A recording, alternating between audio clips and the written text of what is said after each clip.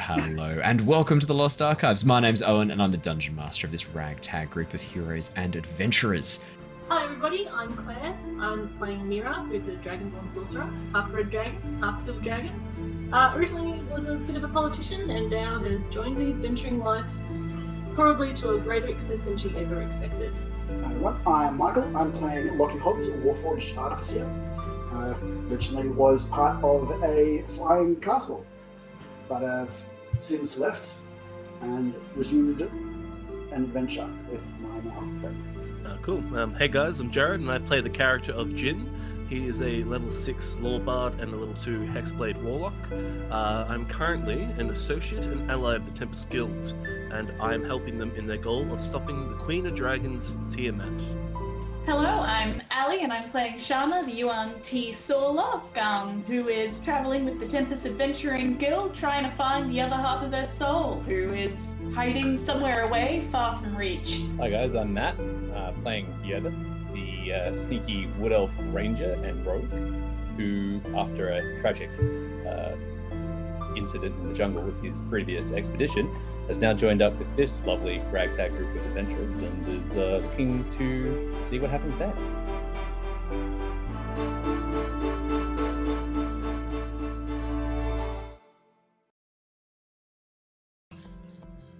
I'll give it a second so that we could all come across and the cameras start up. That's right. No, not yet. Wait for it. 3, 2, 1.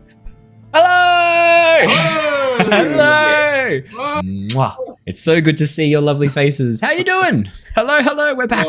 It's us, it's the Lost Archives. We're here, we're playing Dungeons and Dragons. We're joined by our guest character, Tom, who's playing Boldor, returning for another session with us. Unfortunately, Haz, who was playing Akani, couldn't join us tonight. He had something more important to do, he said. Wouldn't tell me what it was, so clearly a sleep-in and some beer on the couch. But that's okay. We will carry on without him. He did ask me to give his character a send-off. I sent back a gif of a man being shot out of a cannon, and he gave me a big thumbs up. So we know how Akani's going to depart this session.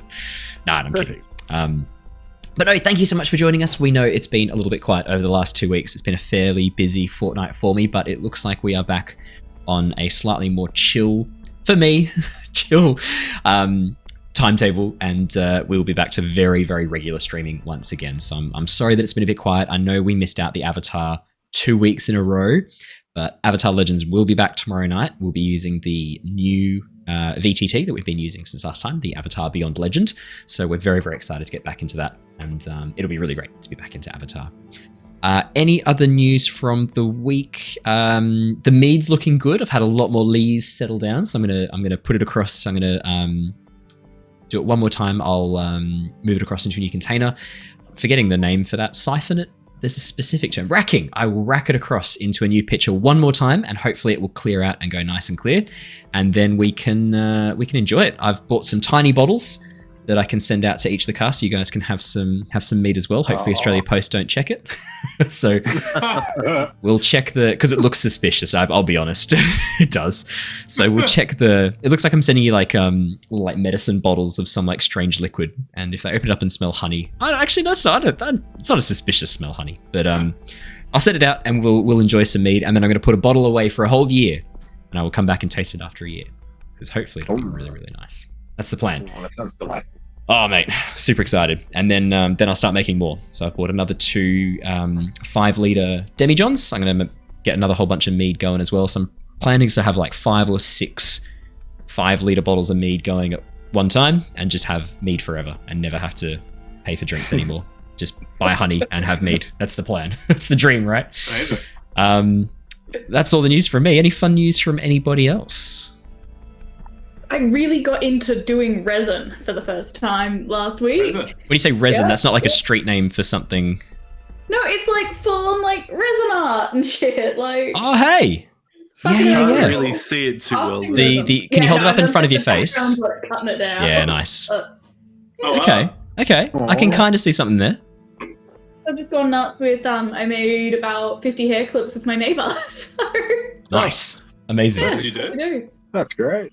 That's really cool. Are you going to do If anyone has any some tips, I would be very grateful for them. All right. Community, any tips? Pop them in the YouTube comments. Any tips for Ali and her resin art? Let her know. Any tips in particular, or is this something you want to know? Like, it's just, I very much have the too much gene, and like, I don't stop when I'm like, I should probably stop here. I'm like, oh, I'll just do a couple more pours, and I'm like, Yeah. shit, stopped. I haven't used resin in years. I used to use it for like making like dioramas and models. So I'd use it for like the water. Yeah. So you'd build out the diorama, you'd like fill out the riverbed or lake or whatever, and then you'd fill it out with the resin. And it used to look really good. The only issue I had was it would sometimes go a little bit cloudy, so it's a little bit tricky. But I'm sure there's way better resins now out there. Yeah, I saw a really cool resin diorama, where they poured in they had different colors of the blue resin, and they basically layered it. So they waited until it had just started to set, and then they poured the next lighter shade up. And so it created this incredible like depth. Gradient, color gradient depth. And then they had little white resin that they just like splooshed on for the waves. It was amazing. I've never seen anything like it. It blew my mind. Yeah. Ali, Really my girlfriend is drying wedding flowers and then putting them into resin. Oh, So that's she could probably actually. Ah.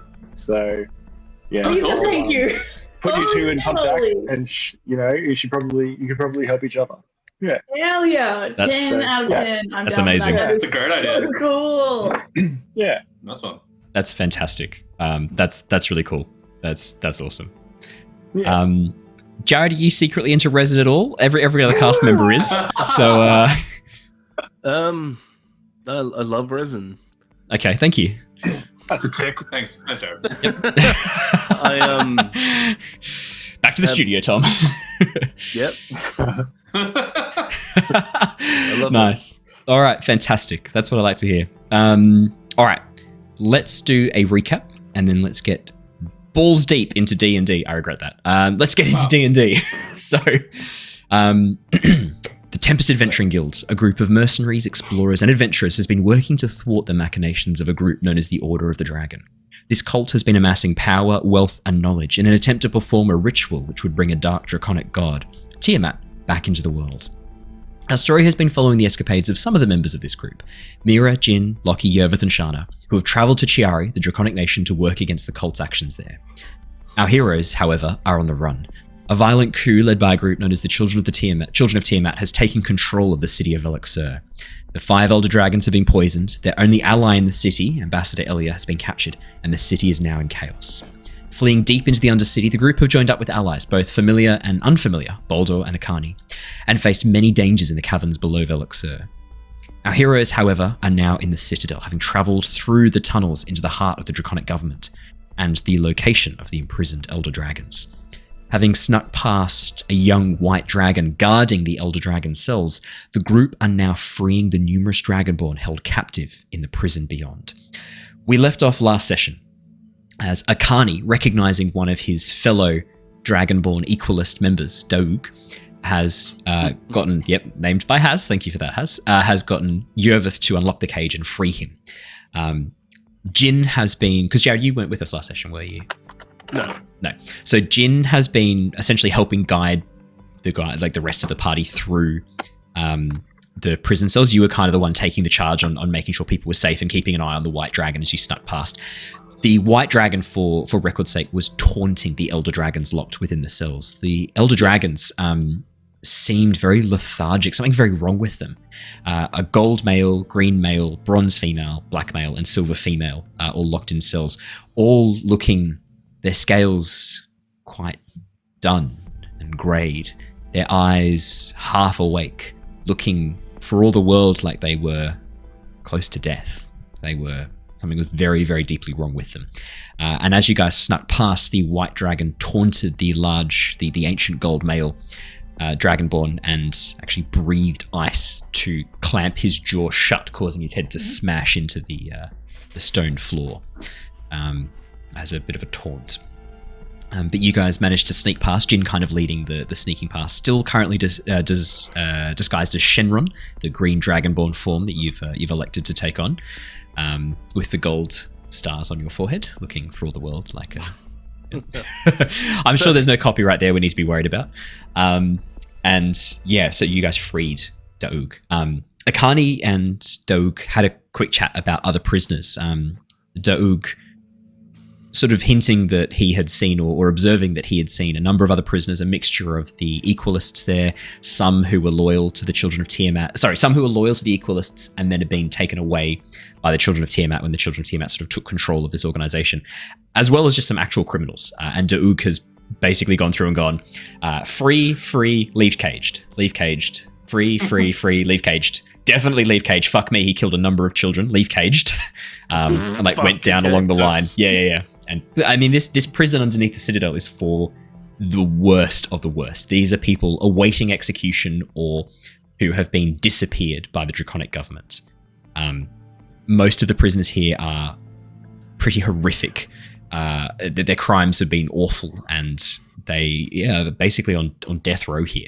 Capital punishment is alive and active in the Draconic Nation, but it looks like since the Children of Tiamat and the cult have taken control, a number of the Equalists who were loyal to the Equalist cause and were fighting against the Children of Tiamat or trying to prevent the corruption have also been disappeared and have been jailed down here as well. You can see Akani is very excited, sort of recognizing people going, "Oh my god, I thought you were dead. I thought you'd been killed." And reuniting with a number of his Equalist friends and family, people who he was very, very close to. As Akani sort of rushing around to talk to people, Daouk comes back over to the four of you, I should say. Boldor's there too, and goes, "Right, so you seemed interested before about the two prisoners. I noticed a dragonborn and some sort of construct were brought past the cells only a few hours ago, and taken away deeper into the catacombs. Are they friends of yours? You seem to be fairly interested in them." Most likely, yes. I mean, there probably aren't too many dragonborns with constructs that have recently been arrested to be against the new council. It's an awful coincidence. Maybe they'll be on our side. I think so. Maybe. It sounded like they were in a bit of trouble. The construct, as he was walking, there was this weird squealing noise coming from him. I was worried that he was going to fall apart. Or it was going to fall apart. He doesn't say he says it, sorry. I was worried it was going to fall apart. The dragonborn in front had black scales, but there were these strange, like, red patches where the black, it looks like maybe they'd been damaged or something, or I'm not sure. I think we better check them out, just to be certain, but it does sound like it's likely our friends. Yes. Anyone opposed? Not at all. You'll want to be heading further down the corridor then, away from where we are here. It seems like you lot are going to be heading on. Carney, are you going to travel with this lot or stay with me and help me free the Equalists? Akani sort of looks over, gives you guys a bit of a look, looks back at Boldor. Yeah, look, it's been a good road, but the Equalists are my family. I can't just abandon them. I'll meet up with you guys later, hey? I'm going to get the Equalists out. We're going to see what we can do to prevent this. Boldor, it's been a pleasure. Akani holds out a hand to shake your hand. Boldor looks down. Oh no, he's equal height as me, isn't he? Yes. Looks straight in the eyes. Firm handshake. Firm handshake. Snake, lady, elf. It's been real. Liar gives Jin a wave. Liar. I just went back. Like, no harm. I don't care. Dishonored one. Completely unfazed by it. Yeah. As he just is doing all these insults. I'm just waving back with a And smile. Dishonored one. Big middle finger. No, he doesn't give you a middle finger. Dishonored one gives you a wave. Let's kill this cult. Let's kill this cult, hey? Let's get this plague out of my city and let the rule of fair and just law take place once more. Sounds good to me. We'll be right behind you. It kind of gives you all a bit of a nod. One last sort of look at Boldor. I'll miss having your muscles around. Did make things a lot easier. I'll miss your smart words. Yes, I do smart words. It is true. And then Akani turns, begins walking off, joining the rest of the Equalists. They begin opening up the cells, freeing a number of the Dragonborn. The prisoners at this point begin rattling the cages, going, "Hey, aren't you going to let us out? If you don't shut the fuck up, I will spear you with my glaive right now." As Akani lowers his glaive through the cell bars, the Dragonborn sort of looks a bit scared, taken aback, and goes, "If I start making a noise, that white dragon's going to kill your fucking friends. Kill you." Akani looks down at the glaive, looks at the Dragonborn. Which one do you think is faster, my glaive or your screams? As the Dragonborn goes to open his mouth, Akani just pushes forward. The glaive goes directly through its chest as his hand then goes forward and grabs its jaw, holding it shut. As he pulls the Dragonborn closer, finishes pushing the glaive through and pulls it out. He looks back at your sort of horrified expressions. What? What? Needed to be done from the sound of it. I just keep waving. Goodbye. See ya. This one's an egg breaker, trust me. This is for the best. He was going to be executed after this was all done anyway. Pushes through one more time and then lets the body drop to the ground. The rest of the prisoners sort of seeing this, those who are not with the Equalists, step to the back of the cages, sit down, and make no more fuss, as Akani puts a bit of a show of force in place. With that, I pass over to the four of you. You can see the corridor past the cells continues onwards. As the corridor heads slightly downwards at a bit of an angle and it gets darker and darker, you can see that some of the forms in these cages are very emaciated and aren't moving. And as you begin moving forwards, it becomes pretty clear that some of the prisoners down here have just been left and forgotten. And have since passed. Maybe weeks, months, maybe even years ago. Just left. Oh shit. Do we have an actual map for this or no map? No map for this. Okay.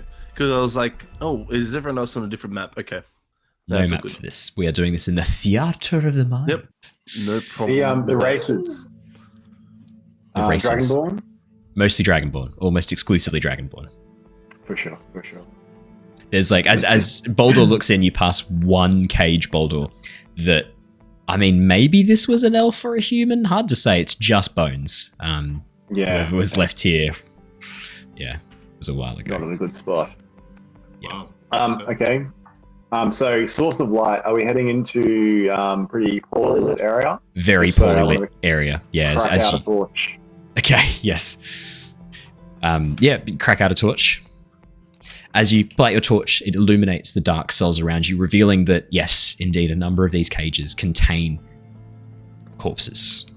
Bodies of prisoners who have just been left here to rot and to decay. It's pretty off-putting. And that musky smell does kind of make a bit more sense now. That scent that's in the air, that's been lingering at the edges of your perception as Boldor lights this torch and holds it aloft to reveal the dark shadows beyond. Suddenly that scent is recognizable. This is the scent of old decay, dust, and death. Grim. Yeah. Yervith is gonna just look at the ground. Like, this is a pretty old, sort of forgotten area, but he's a little bit paranoid about running into anything or anyone in these cramped quarters. So he's just gonna see if he can see if there's been any footsteps in the dust at all, or any sort of like recent movement down these corridors. Absolutely. Could I have a survival check, please, Yervith? Absolutely. Nice. 25. Yeah, Yervith, not bad. Yes. Not bad. The actual floor here outside of the cages isn't very dusty at all. This is a well-trod area. You can see that there are a number of footprints and scuff marks that have pushed the dust aside. On the edges of the pathway and up against the bars of the cages, dust lined up, and decay and various other sort of bits and pieces of probably what was once old rotted food and things like that. But the center of the pathway, clear. And you can actually see with that 25 and with the light, old bloodstains and drag marks occasionally where things have been pulled along this corridor or brought here. Wow. Okay. Yeah. Pretty grim. Okay. I am going to keep a keen eye out for anything shiny on the ground. If there happens to be a key or coins or anything in this pathway, just anything of interest on the ground that might have been dropped or forgotten or anything. Yeah. Okay. Could I have a perception or investigation check from you, please, Boldor, as you travel along?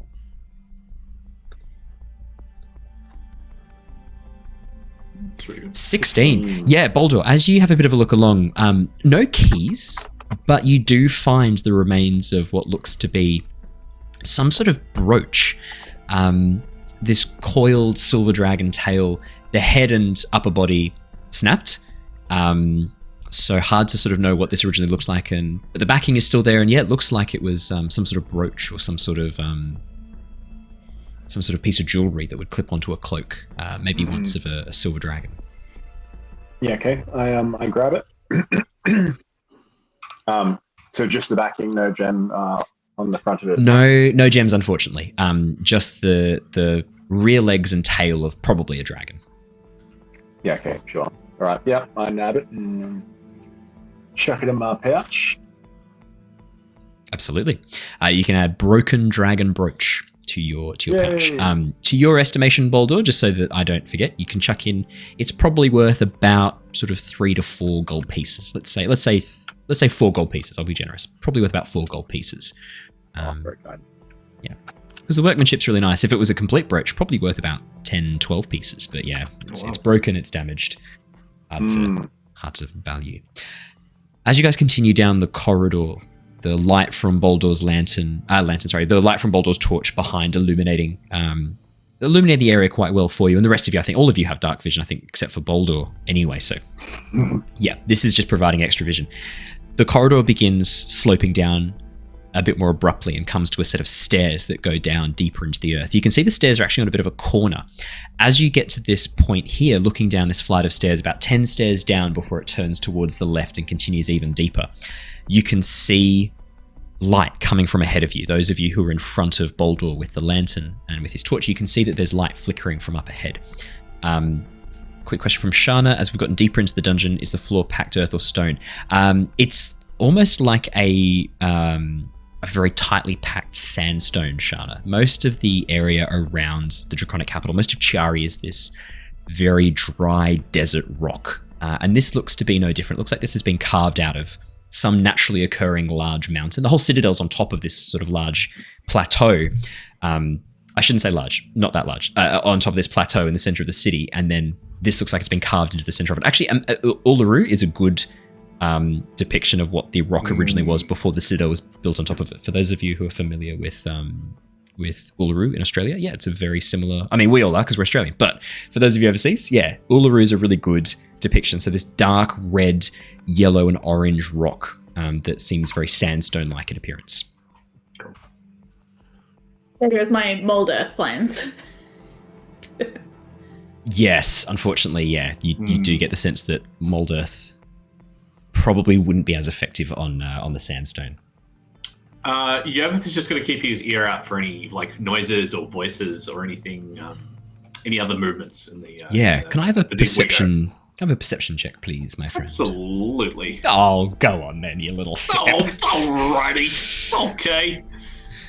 Hey. 23. I knew it was going to be a good one, because it's plus 11 for your perception. So it's actually, I think the worst you can possibly roll is a 13. 12 or 13. Yeah. Yeah. 12 is a nat one, so that would be bad. But, yeah. Not so great. 13. Yeah. 13. Yours is 23 for this one though, Yervith. Yes, absolutely. You can hear what sounds like this very rough whistling coming from down below, a bit off key, the sound of metal clinking and chains rattling, and then what sounds like, very hard to describe, but with your 23 of it sounds like something turning, something wooden turning against another wooden structure, this creaking, groaning sound as wood turns, rattling of metal, and then this off-key whistling going.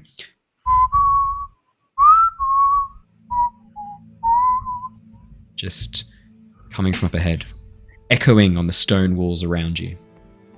That's cool. That's not creepy. Yeah, right. Does this mechanical sound? Does it sound familiar in any way? So the metal sound could be chains, it could be manacles. Given where you are, it could be something against iron bars. The wood sounds, you've not really got a point of reference for this, Yervith. With your backstory, with your history, no, there's no real point of reference for you for this sound. In fact, I don't think, I'll just check your backgrounds really quickly, but I don't think any of you would have a point of reference for this sound. No. Interesting.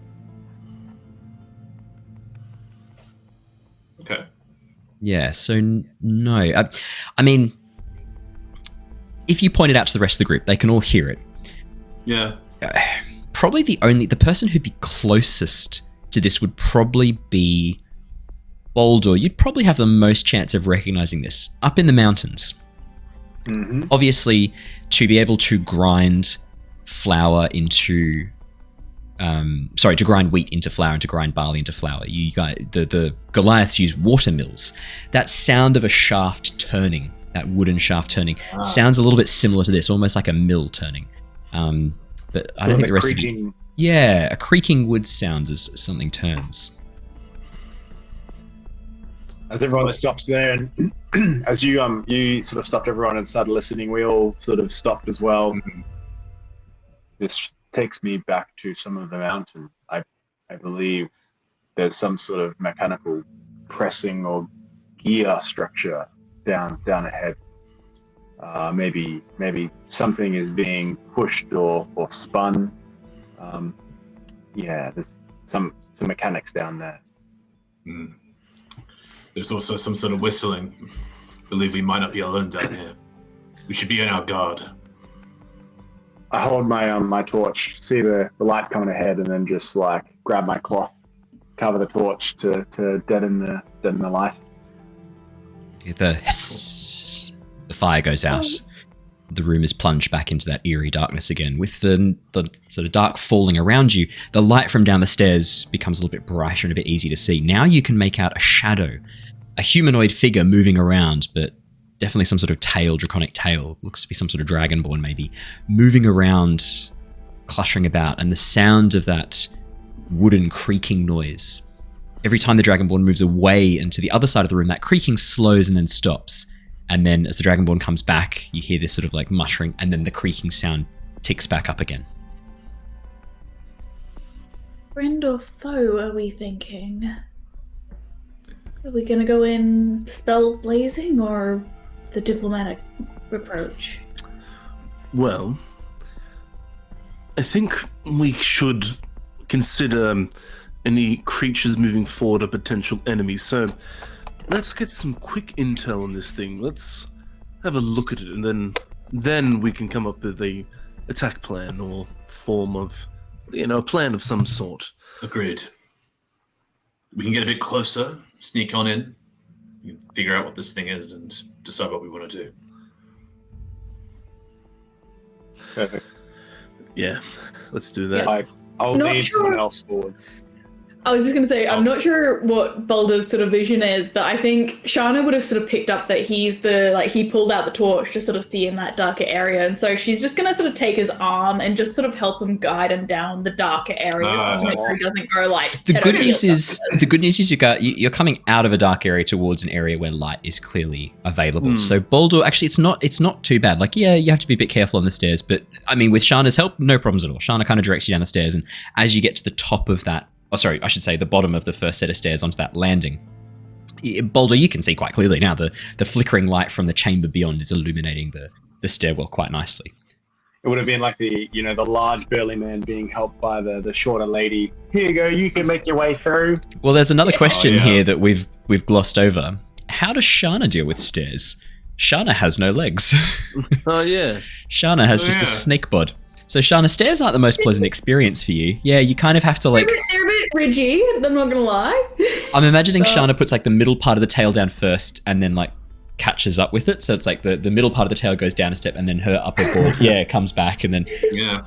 Because that's how I've seen a snake go downstairs once. Because if they're going head first, they just go vroom, straight down. I'm sort of imagining that she's sort of if you've ever sort of seen like a skier go down like a sort of a slope, she's sort of doing little mini S turns and like sort of making sure that she's got enough surface area on each stair, and she's just sort of going down like this. I'm gonna say now, it's not the most stealthy approach.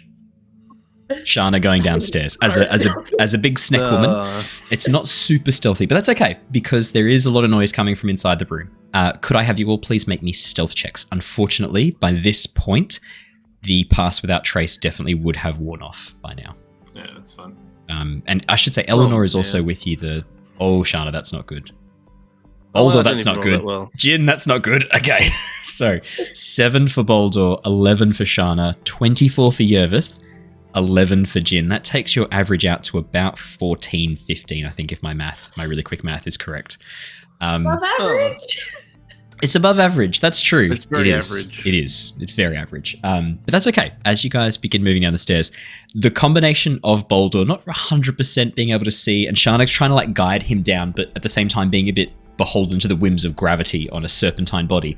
As Shana sort of goes whoop, down a step, you pull Boldor forwards, and Boldor has to go to catch up.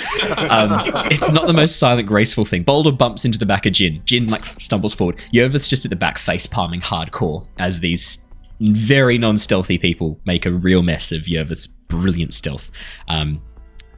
Yeah, I don't know what to say apart from that. Eleanor also close behind you. Because I got pushed in the back. It's not on you. It is a little bit. That's cool. Eleanor sort of close behind you. Yervith sort of goes to try and grab Boldor's jacket to stop him sort of stumbling forward again. His large fur waistband, and just misses it in open air as Boldor drops down yet again. Eleanor just looks at you apologetically. This Drake form looking up shit. The whistling stops all of a sudden. And as you sort of approach the landing, you hear the sound of footsteps approaching the bottom of the stairs. You've probably got 3-4 seconds. What do you guys do as the sound of footsteps begins approaching? Clawed toes on stone. Using minor illusion, can Shana pull out some inspection badges? Describe them to me. What do they look like? And remember, minor illusion can make things in a 5-foot cube, so you can't really hand them out. Just so you know. She can put it on herself? Yes. As official as possible. I'm assuming she's sort of near the front of the group, sort of after falling partially down the stairs of Boldor. But the crest is just the most generic dragon thing that she can possibly think of. Just sort of dragon head with claws in the background or something. Getty stock image, first free commercially usable image. Shield. Boom. Full-on detective shield, and embossed into this shield on its leather backing is Federal Cell Inspectors. Okay, Federal Cell Inspectors, the FCI. I love it. Special Agent Federal Cell Inspectors. Shana's really went into that angle. I'm going to quickly look and see what she's doing, and I'm going to pull out my sketch pad straight away and get my pen out. I'm almost ready to sort of inspect things. Okay. The Yervith is literally just going to go towards the back of the corridor, try to get into the darkness and try and hide. Okay. Yeah. And Boldor does dodge roll into the darkness. Dodges backwards. Yeah. Okay. Yeah. Okay. As Boldor just falls backwards onto the stairs, just goes prone and just drops backwards out of sight onto the stairs. Yervith has to move from underneath to stop being crushed as Boldor just goes and just yeets himself backwards. Eleanor dodging out of the way as well. Yervith, you crouch down in the shadows. Okay. I'm gonna say as well, before the person even approaches us, I've got my sketchbook in hand, making it look like I have a pen and a book ready to go just to record things. Okay. Wearing glasses? No, he's not in his current form. He's currently disguised as a green dragonborn. Yep. So I'm going to say, you do not do very well on stairs, do you? And I say this pretty loud. Because obviously we've been had. Okay, so fantastic. But I want to try and make it sound really casual, as if we're meant to be there. We're not too fast. Well, we're going to let the dice decide how casual you are. For both of you, decide now. I want one of you to roll a performance check. The other is helping. However, given the fact that you've had Boldor just drop out of sight and Shana is not looking like a Dragonborn, Shana looks like a Yuan-Ti, it's going to be at disadvantage, so it's just going to be a neutral roll. So decide out of the two of you who would like to roll performance. Okay, Jin, Shana is nominating you. I think that makes sense given that you are a bard. I'm a body girl in a body world. Could I also maybe do persuasion? Yes, I would allow persuasion or performance. Absolutely, yes, okay, absolutely. I'm definitely going persuasion. Yep, no, definitely. It's a plus 13. 20. Pretty good. Okay. here's what happens. As you guys do this, as Shana quickly pulls out some badges, not disguising her tail, not disguising any physical aspect about her, creating a tiny little badge on her lapel that looks really generic. I love it. Anything about the tail. I love it. I love it so much. And Jin pulls out a notepad and then goes, "Not doing well on the stairs, are we?" The footsteps stop, and then you see a head crane around the corner. Dark blue scales, long horns that have been clearly cut and filed back to make them much shorter.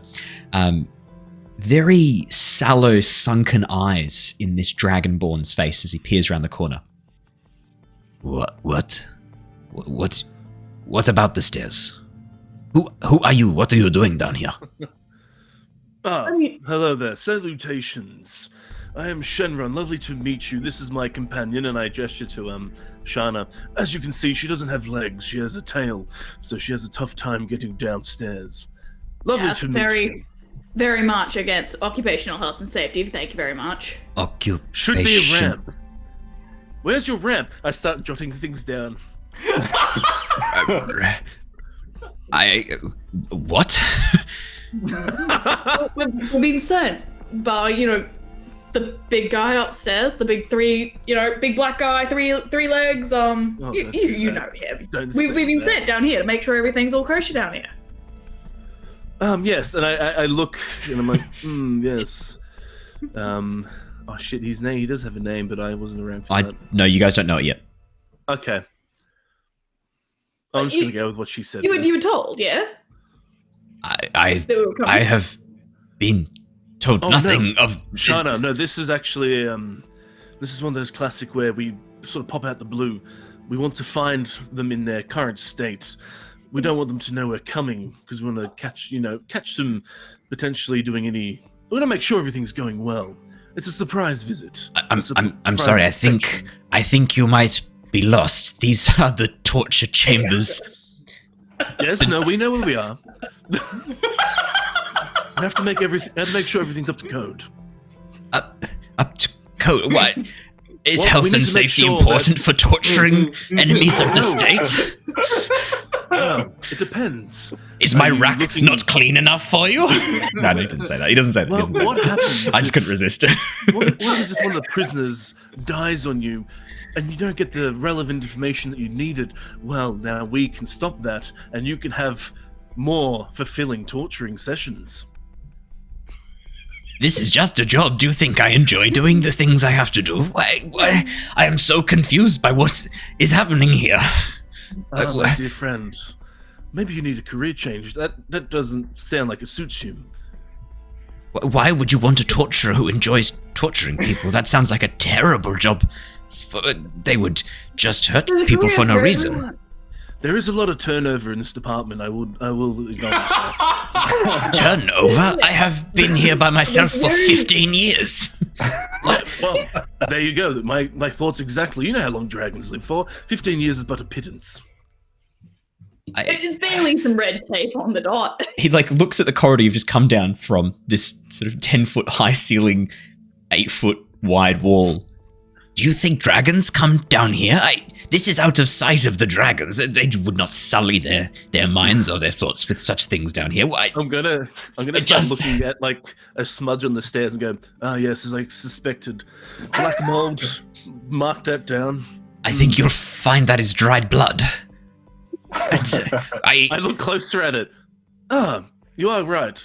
Good one, my friend.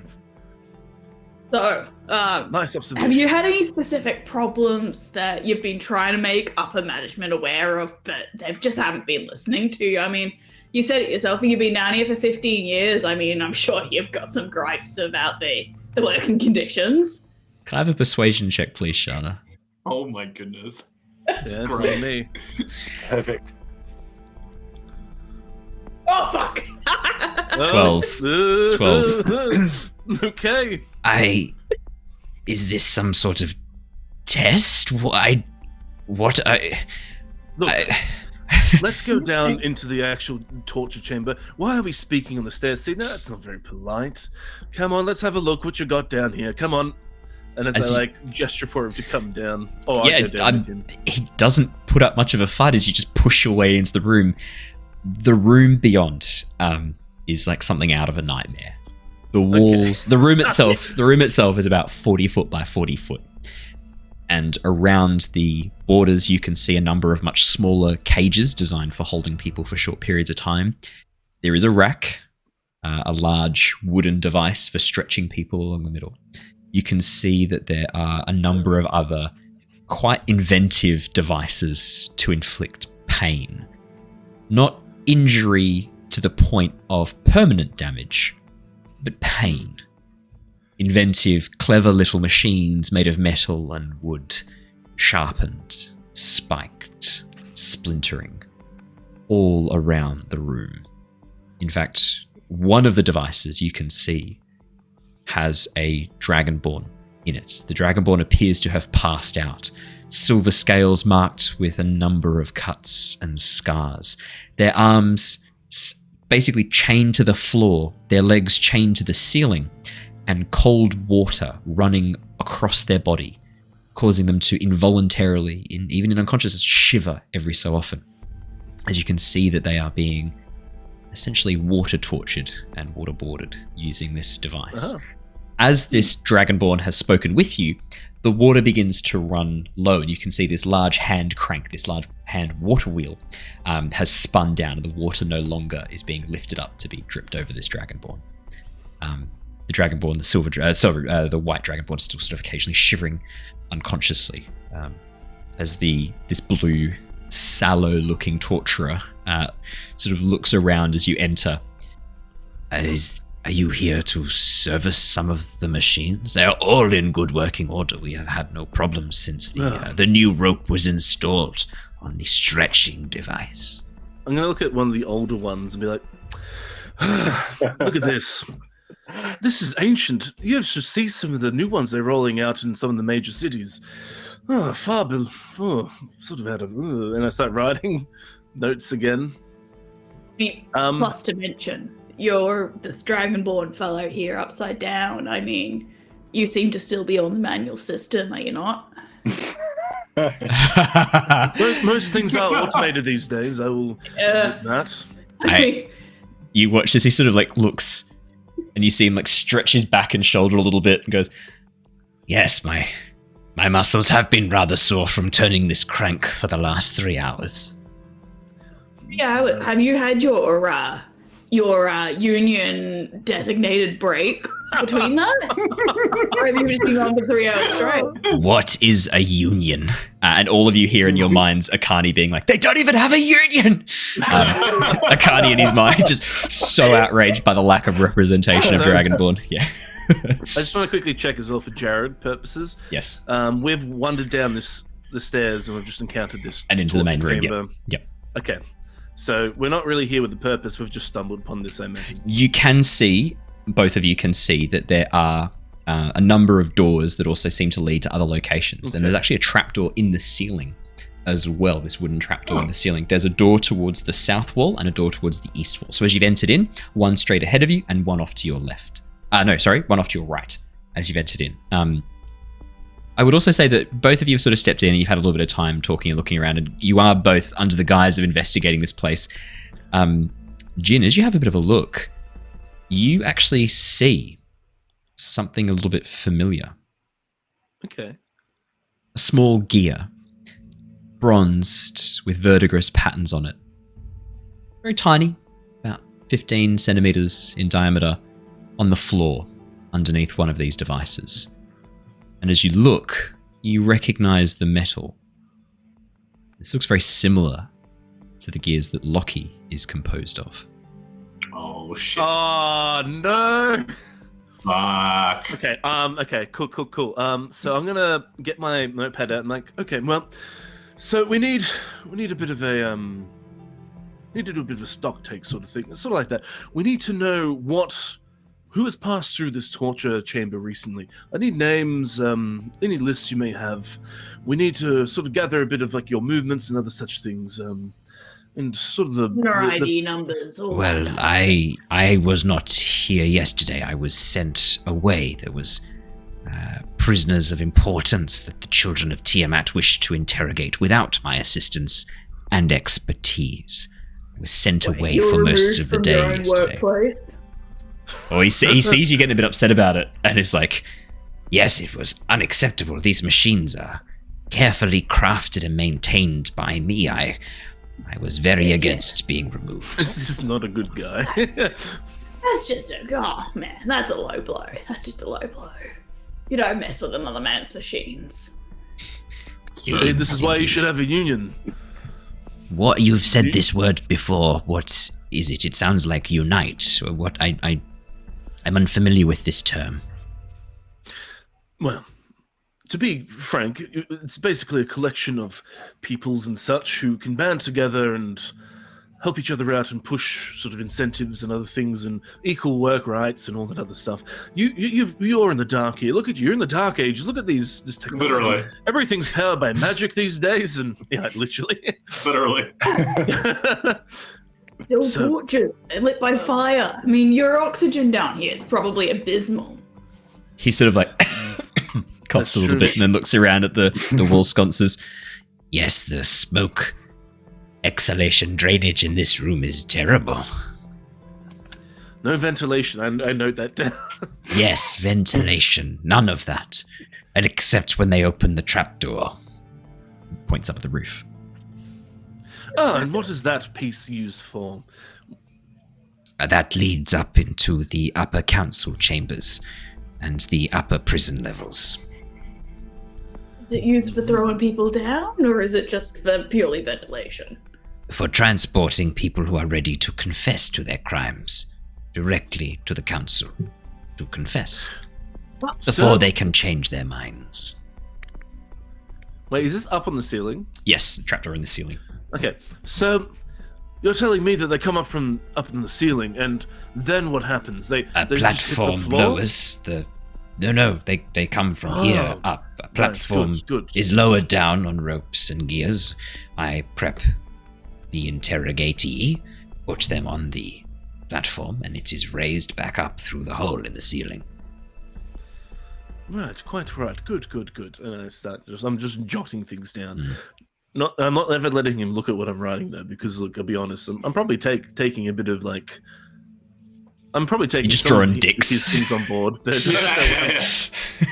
Doing those S things that everyone used to do in high school, in primary school. Oh, the universal S. The universal S, yeah. Fun. Stazzy or Stozzy? What was that, sorry? Stussy. Is it Stazzy or Stozzy? Stussy is the clothing brand that it's apparently been referred to. But hey, I've got a fun fact about the universal S. It was first drawn, as far as we can see, as far back as the 1800s. It's been around forever. Oh, wow. It's been around forever, and every single school in all the world, every single country has records of it, and no one has any idea how it's passed. It's kind of held up as one of the earliest examples of a meme, a self-replicating piece of information, much like a gene, that is just passed around organically. That's cool. Beamed into the mind of teenagers when they hit to the age of 12. Yeah, when you suddenly need to draw 6 lines and 2 triangles at the top and bottom, and then boom. You have unlocked a core memory. It's just like yeah. It's actually one of the things that proponents of the simulation hypothesis hold up as an example of, well, clearly it's a simulation because everyone has this idea all at once. It's like, it's not that simple. Like, it's an easy replicatable pattern that's really cool. Of course it's going to spread. It's like ripe for spreading. It's yeah. But yeah, that's a fun fact about the Universal S. Cool. So what is your name? I need your name. What is it? For purposes of Lelmaic. No, I can't. I'll type it in chat for you. Thank you. There you go. I'm going to look at the Mayic and go, so, not the PP is not up to standard, I see. No hard hats, no ventilation. You had any injuries equipment while you're working? He holds up a hand which is missing his pinky finger. So no first aid kits or anything, I take it, looking around. Not up to standard. Do they even have an emergency healing potion in the wall for you? I mean, they just let you I'm down not here sure to if potions would work on detached fingers. It was crushed in one of the gears of the Iron Maiden. Points over at the Everything metal is coffin. automated with magic these days. You don't even need to get your hands dirty like that. This could have been avoided. I'm honestly surprised that you haven't even had like work safety come past you. And He just again looks at really... you blankly. These terms that you're throwing around, you don't get the sense that Dragonborn are familiar with them. Honestly, like I'm pretty. This might all be relevant in like. Palin and Oxenfurt. Oh yeah. Palin and Oxenfurt are absolutely. There are protections in place for workers. Absolutely, yeah. We're talking about sort of almost steampunk-esque London in the 1800s. No, Palin and Oxenfurt, 100%. It's not very well established, but the magic tech, the technomancy has allowed for greater protection of people. But yeah, no, you'd get the sense the Draconic nations, Chiari, probably a little bit far behind that, given what you've heard already about the Draconic nation. So, mate, just so that we've got like our numbers all tallied and stuff down here, but how many persons you got down here in these torture chambers at the moment? Are we sort of at capacity, below capacity, over capacity? He points at the one Dragonborn on the suspended upside down. I do not know who was here yesterday, but this is the only prisoner I am interrogating today. He's your only active resident, like, I'm assuming you've got sort of more storage down that yonder way, or is this kind of it? This is it for the moment. And he's just gesturing to the guy. Yeah, this is it for the moment. The cult had a lot to do. The children had a lot to do yesterday.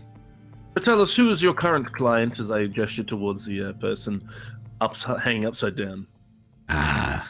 This is Arjush. They have been speaking out against the children of Tiamat for some time in the city, trying to organize a burgeoning resistance. I hear they once worked for a silver dragon, Taliakanos. Okay, this guy's probably pretty important to actually save. Well, okay. Who is your current supervisor? Do they regularly check you often? Supervisor? It is just me. Lord. I present people when... Okay. So, you were in charge of this whole area. Okay, cool. These VIPs that came through yesterday, would you know where they would be stored at now? Would you be privy to that knowledge? I have no idea where they were taken after they were taken. I didn't even know they were brought in.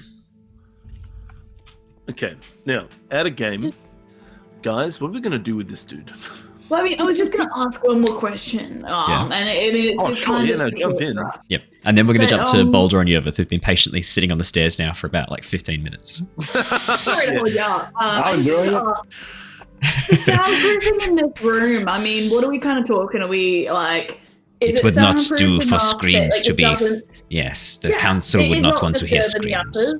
It's only you that has to deal with the screams. I mean, no one else can hear them, but just you, you have to deal with them. Yeah? The council would not want to hear the cries of prisoners, although it does do well for other prisoners to hear the sounds coming from in this room. It tends to make them more amenable. I mean, do they ever complain about the sound of your screaming torture victims down here, or...? I think people don't want to know what happens down here. But it is fairly decently soundproofed then. I guess so. Okay, just make sure, OSHA and all that kind of stuff, like making sure we've got multiple claims going on. Before you go, Jin, we'll jump back to Yervith and Boldor really quickly. Oh, I was actually about to bring him in to see. Oh, okay, cool. Yervith and Boldor. That might make it a bit more. You might make it a bit more, yeah. I was just going to give you a history. You guys have been hearing this going on now for 15 minutes or so. What are you guys doing while this is happening? Because I imagine you're both a bit confused, I would say, judging by your reactions during this exchange. Confused. Yeah. Yervith is probably listening along intently, waiting for shit to go down. Probably giving a couple of glances at Boulder, it's going pretty good. This seems okay.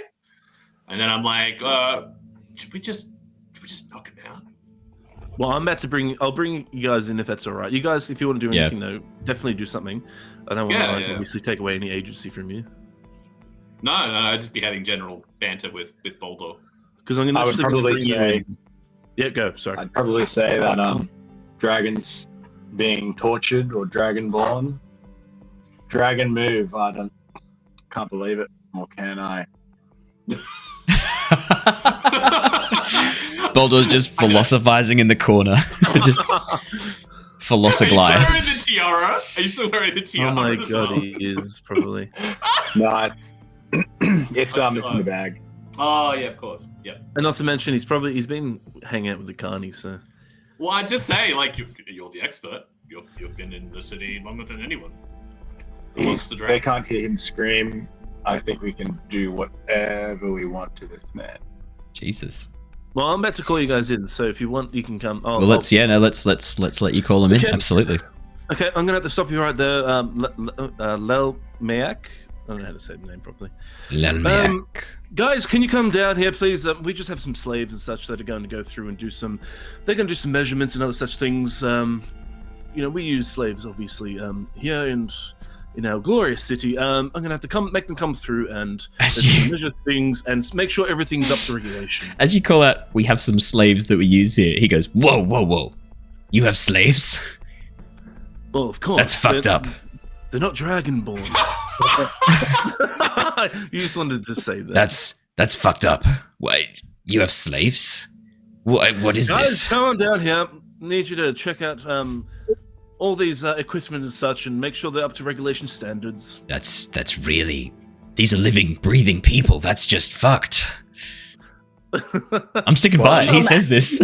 We could pay them coppers on the silver, but I mean, at what point is payment slavery? I mean, can we give them a copper and then they're no longer slaves? I mean, how much wage?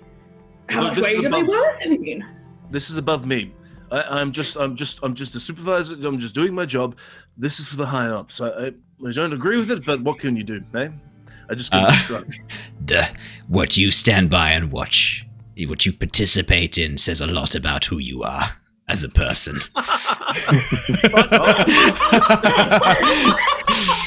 I'm just nodding and agreeing. Yes, yes. Unfortunately, that's just the way the world is sometimes. Boldor's going to take off his great axe, which is probably off his back, so he's not an armed slave. He's going to try and gently put that on the ground and then sort of like walk forwards, kind of like shoulders hunched forwards, sort of unhappy about life, and then you're going to do the same thing.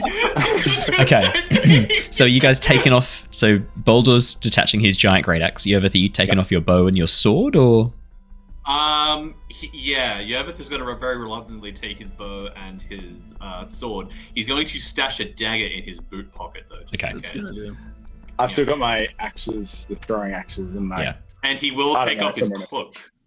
Okay, take off your cloak as well. Because, as you put the cloak down on the ground, Yervith, it takes on the same red hue and covers up all your weapons very nicely. Oh, nice. Hey. I figured that was intentional, but your reaction tells me it wasn't, and I've just helped you. That was totally intentional. Absolutely, 100% intentional. Are you wearing a chameleon cloak? It's gonna hide stuff underneath it. Yeah. Cool. You guys walk forwards. Could I have Boldor and Yervith both roll me performance checks, and we're gonna do this as an average. I want to see how well you perform at being slaves. 13 for Boldor. That's not too bad. 15 for Yervith. Considering with a -1. Yeah. 14 average. Not bad. You guys do okay. Boldor, as Boldor comes down the stairs, he looks like he's beaten down. He's a man with nothing left to lose. He just sort of slouches forwards. It's just like, whoa. It's just like walking along. Yervith, harder to read with his head bowed because his hair sort of like falls down around his face a little bit. But yeah, Yervith looks the same. Yervith's kind of like mucked up his clothes a little bit, brushed his hair out of its very beautiful man bun. Kind of like, messed it up a little bit. But yeah, as they sort of stalk into the room, Lelmec sort of looks around and goes, "These are not Dragonborn. Where did you? What? Well, how did you get them into the city?" We told you they are not Dragonborn. That is why they are slaves. Look, you haven't read your own city's bylaws. But I think I need to report this. This is not sounding right. Master, you Master, really Master don't. Shenron, what would you like Yes. me to work on, Master? Have a look. Check things out. Make sure that's up to standard. I'm pointing to the stretchy pulley thing. Ah, The rack. Yes. Get measurements and course, such, and make sure. And I'm like jotting things down. I'll take a look at that right away, Master. Do I have to get in the stretcher again? No. Not at all. Check out the items, please, Boldor. Wait. You test these devices on your slaves? I didn't do it. I don't know. Must have been one of the other supervisors. He turns towards you, Shana. Shana! It wasn't me. Is this what happened to your legs and your tail? Is this why your tail is so absurdly long? Yeah, I'm only half dragonborn. I used to have legs. She was.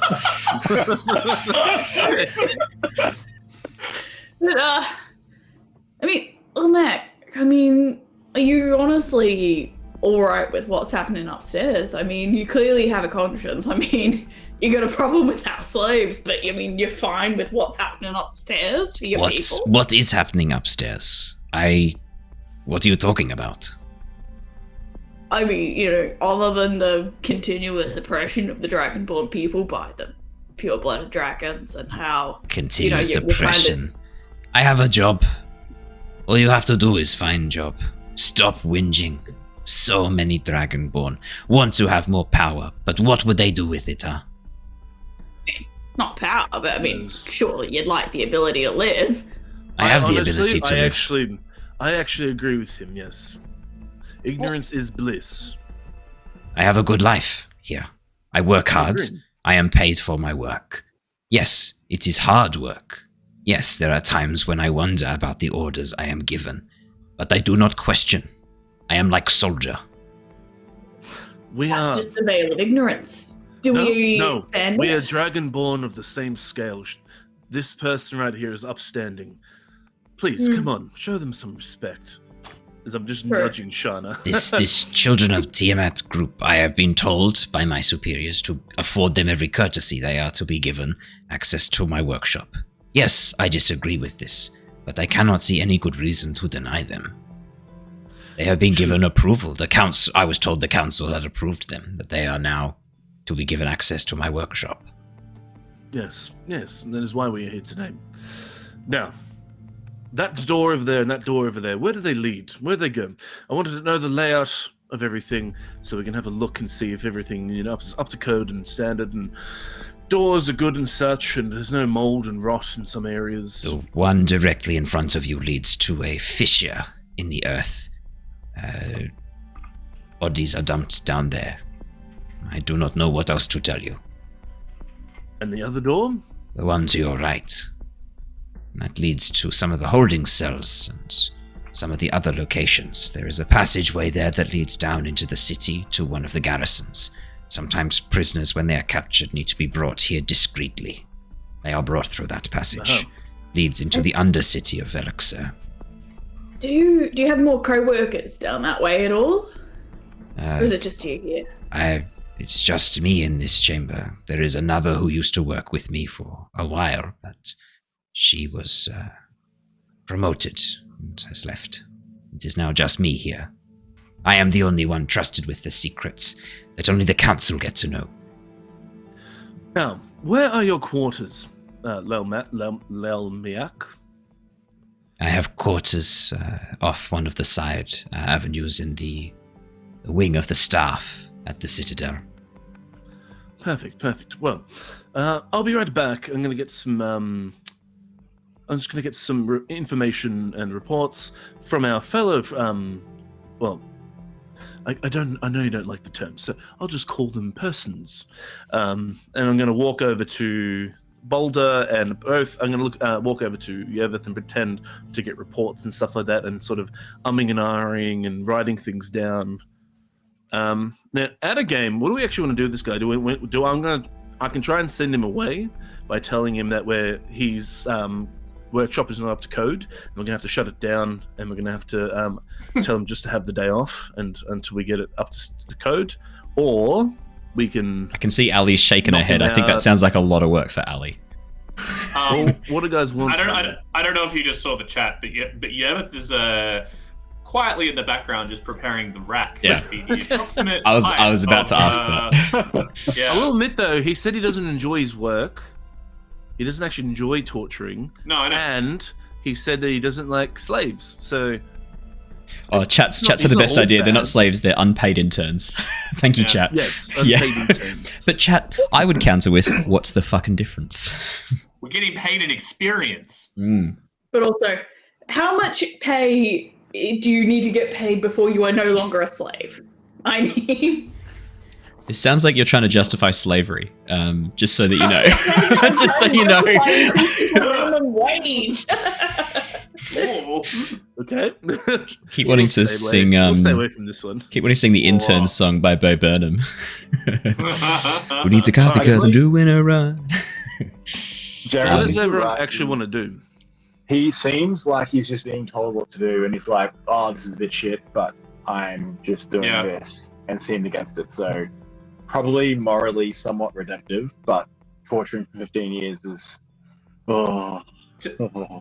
Like, out of game, to me, he just seems like he's just taking orders from anyone. Doesn't really matter who it is. It's just he's doing the job, right? Yervith, as you say that, yeah, your passive perception and passive insight are pretty high. I think your passive perception is, 19, 20, and your insight's like 16, 17. Yeah, you get the sense this is a man who has done the same job for many, many years, decade and a half. He doesn't question where the orders come from.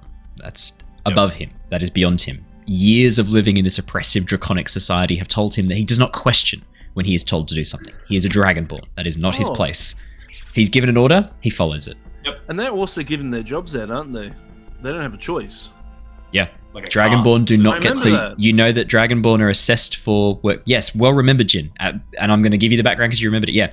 Dragonborn are assessed for aptitude and they are given work. It is not something that they get to choose. They are assigned jobs in the city. He's This only is- probably here because he takes orders, and that's probably his aptitude because they know they can put him down here, and he probably doesn't like it, but he won't ever not do it. Yeah. Jin, you get the sense he's not very intelligent. He's clearly not very well educated, deliberately. Not many Dragonborn in the city are deliberately or allowed access to education of an equal level.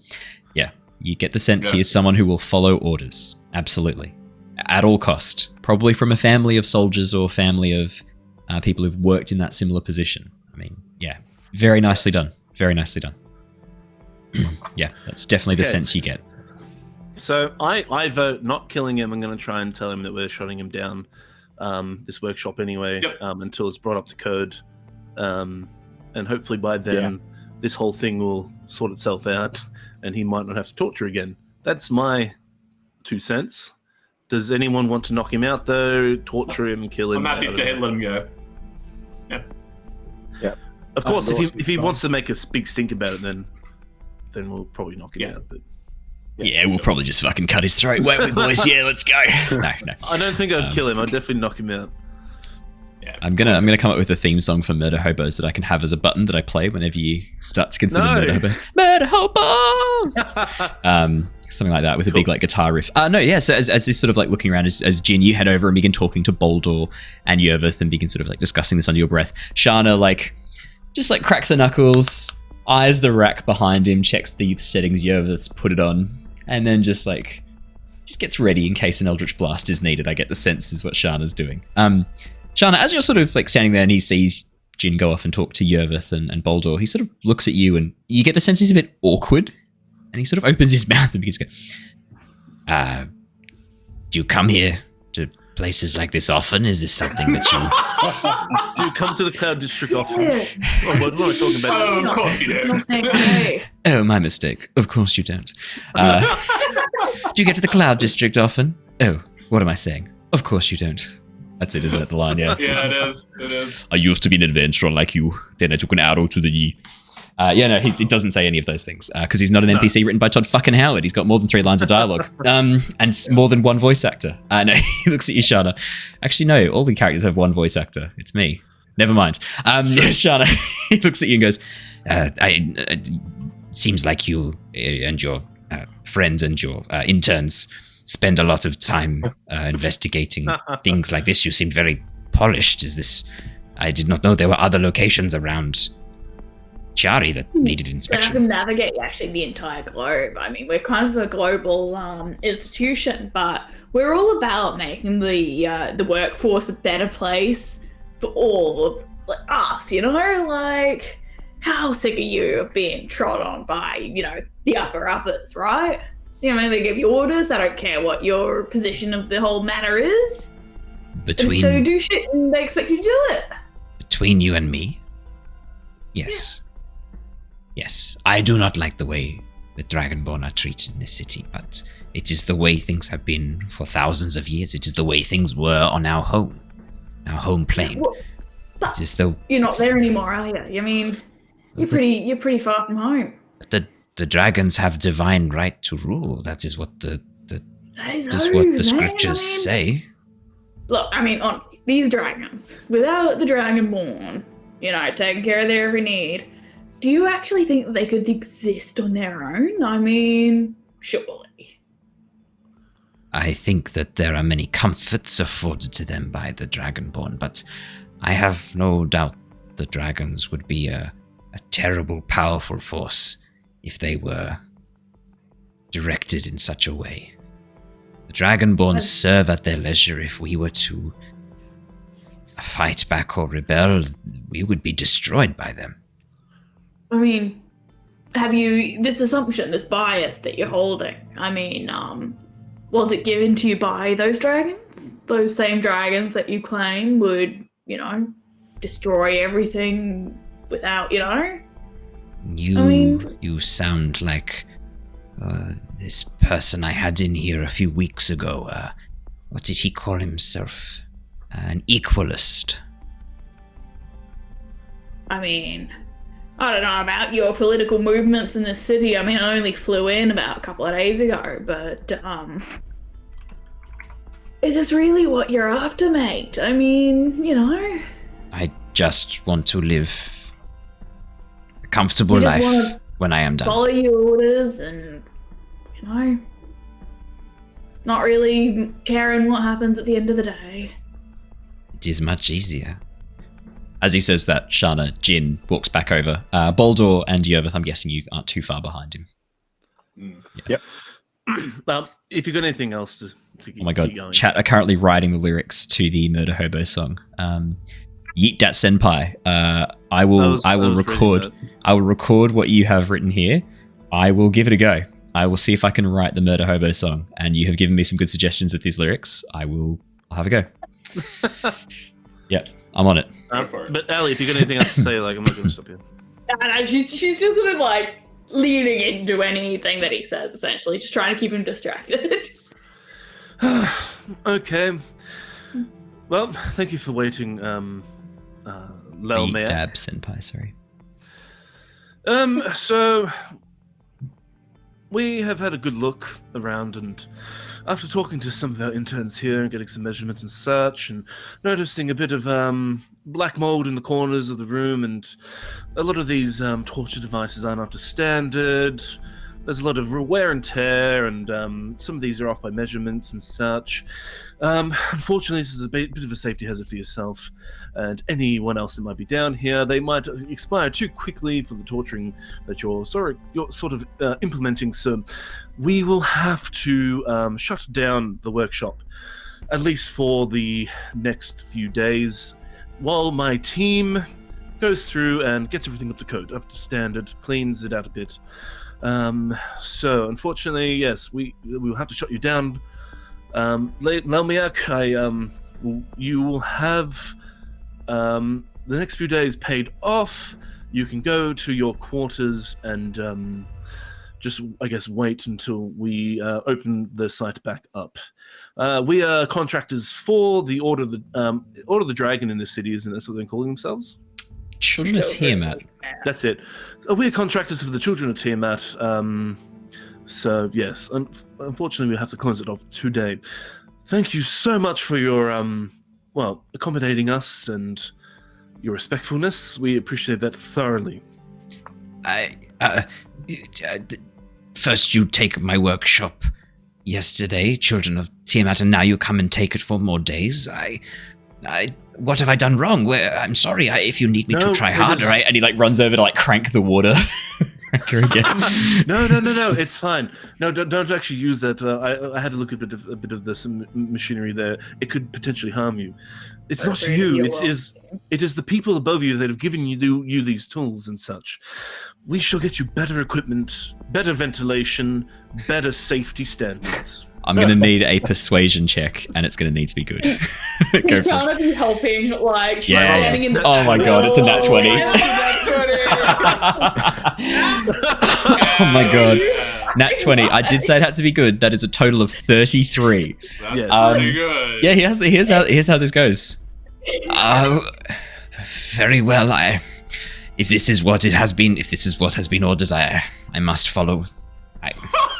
Paid, Indeed. Your time off will be paid. Spend it with whatever family you have, and other such things. Do you think it's easy to sustain a relationship as a torturer? Well, this could be some quality time to spend with the family. Time that you haven't had before.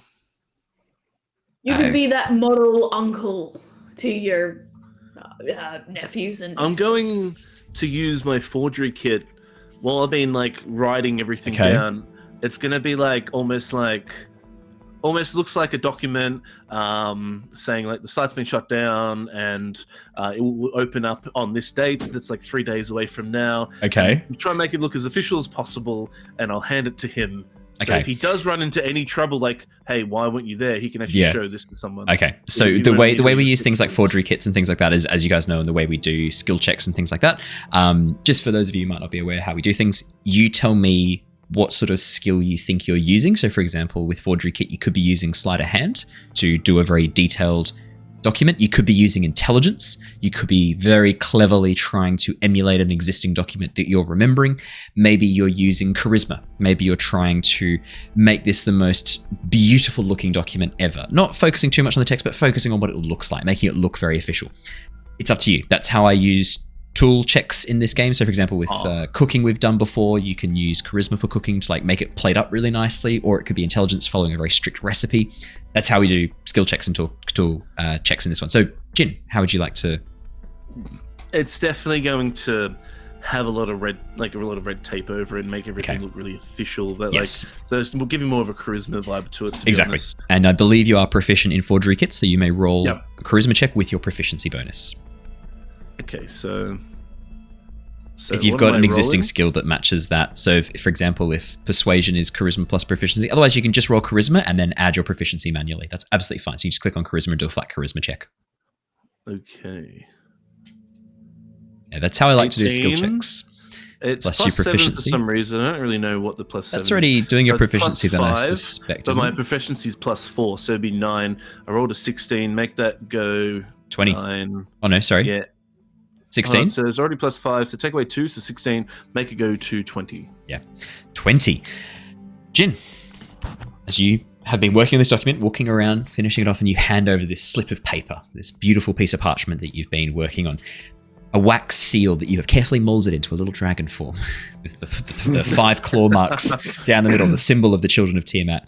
You've done these beautiful brocaded lines in this very elegant red ink around the borders, making this very clean border.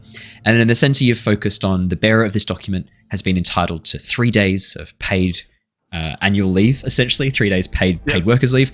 Pretty much. The workplace has been deemed unsafe for use and needs to be fixed and repaired. And it's all in Draconic. You've written this all in Draconic. Yeah, he looks at the paper. You see him sort of looking over it and goes, yes, thank you. And then he goes to sort of fold it. And as he does, he folds it in half, puts it in his pocket, and then sort of looks around and goes, Will you be here to show me what changes you have made? If there have been changes to equipment, I need to know how it has changed and how it functions. In 3 days' time, we shall see then, and we shall go over things. Meet here at 12th chime. 12th chime? Yes, very well, yes. Yervith, may you escort out our friend here, please? Of course. Just throughout stairwell. We will need you quite soon, though. Yeah, just so you know, Eleanor is still hiding on the stairs because it would be hard to explain why a Drake was with you. Eleanor didn't come into the room with you guys when you were pretending to be slaves. Eleanor's still just sort of crouched on the stairs waiting to know what's going on. As you begin walking back with Lelmac, Eleanor sort of like probes with your mind. You feel a sense of curiosity and confusion coming from Eleanor, as if you get the sense of she doesn't know what you want her to do.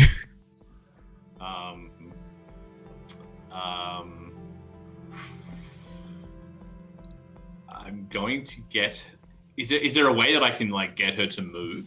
Like you can just command her. Yeah, of course you can. Yeah, I'm gonna command her to like go back through the corridor, like go ahead, like run, because I'm assuming we're escorting him out the same way that we came in. I think from the sounds of it, Jin was just going to get you to escort him to the top of the stairs and then let him go on his own. But he would be going past Eleanor, right? Yeah. I was just going to add, I mean, if Shana's sort of picking up Yervith's hesitation regards Eleanor on the stairs, if she might try and create a bit of a distraction, sort of like go up to sort of the rack that's enough where his back is like turned to the entry of that stairwell where Eleanor can sort of get out, but like, hey, just a quick question. I mean, I noticed that you had some specific user things down here. That's okay. Can I notice the hesitation too? You don't sort of see Yervith hesitate too much. Yervith sort of keeps walking forwards at this point. Because can I put two and two together then and know that like the Drake is up there? You would remember Eleanor must still be there because she's not in the room with you guys. Yes. Yervith, while you're there, can you please bring the Drake down? We need it to sniff for any other black mold and such. Oh, of course. Eleanor. Eleanor sort of hearing your call. You get a sense of like, all right, in your mind, a sense of like resignation, confusion and resignation. And Eleanor pads down the stairs and then like looks a bit awkward and then sits and then like looks around a bit, not really looking like, she's like side to side, looking at like Yervith and then Jin and then Yervith. Still very new at this. Eleanor, can you please go around and sniff for the black mold? I know you're quite new, we've trained you, but this is your first job. Please try and find as much as you can. Does the Drake speak Draconic? Does the Drake understand you? Understands. Eleanor immediately like goes and starts like sniffing and like looking around, sort of getting the sense, like not really understanding the words fully, but picking up the intention from Yervith. Still in green Drake form, I think at this point, isn't she? Yep. Yeah, still looking like a green Drake. Yeah. She begins like sniffing around and like goes up and sniffs one of the torture devices, gets a bit of a look of disgust on her face as she smells rancid blood. You feel this disgust in yourself, Yervith, being emotionally connected with Eleanor. Yeah. So walking him up the to the stairs, I guess, and up to the door that we might have come through, just so. Well, it's up to you. Like I know it, because then you can probably have him sort of avoid your weapons on the ground as well. Yeah, I probably escort him in such a way where like I kind of am on the side where the weapons are, so I kind of like know where they are and step over them or like avoid them while having him, I guess, like on my left-hand side, I'm assuming, like on the way back. I kind of having him next to me or whatever. Yeah, absolutely. Yeah. He takes your lead as you lead him up the stairs. He begins sort of walking down the corridor. As he gets out of earshot of Shenron, this green dragonborn, Jin is currently disguised as, he turns back to you, towards you, Yervith, and goes, "You really do need to make sure you are paid properly. This is problematic."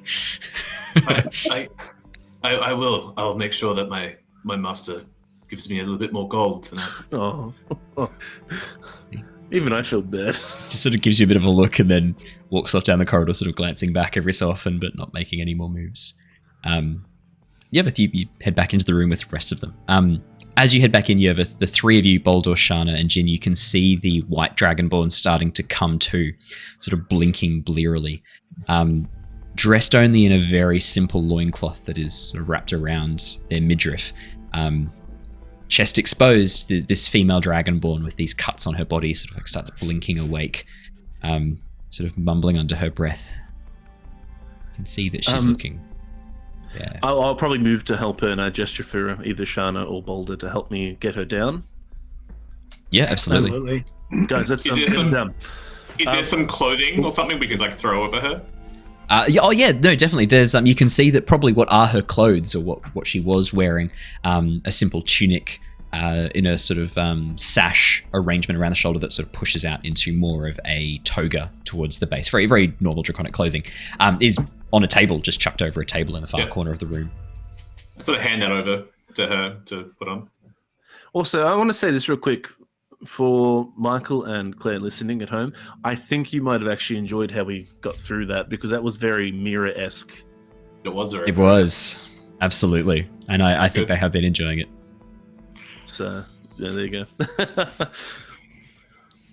Yeah, I'm doing my best to not let her like collapse to the ground when we undo her like leg chains that are suspended above her, just like gently down. Yeah. She sort of takes your arm, Boldor, very strong, muscular arm, quite gratefully as you just pick her up, literally just with one arm, lift her up and then sit her down next to you. She sort of coughs a little bit under her breath and looks up and goes, Who are you lots? What am I? Who are you? How damaged is she, by the way? Is she really like hurt? She just looks a bit out of it. You can see that she's sort of coughing under her breath. You get the sense that there's probably quite a bit of water in her lungs, having been suspended upside down with water running over her body for the last who knows how many hours. Cutscenes. See Shana thinking the same thing. Water to life.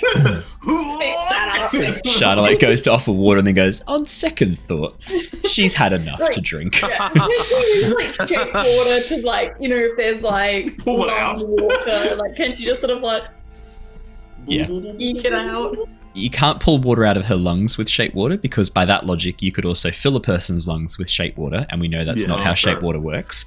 But you could definitely like pull some of the water off her, which has the effect of kind of like letting her warm up a bit under her clothes and stopping her putting on dry clothes while she's wet and then wetting her clothes and making her cold. Yeah.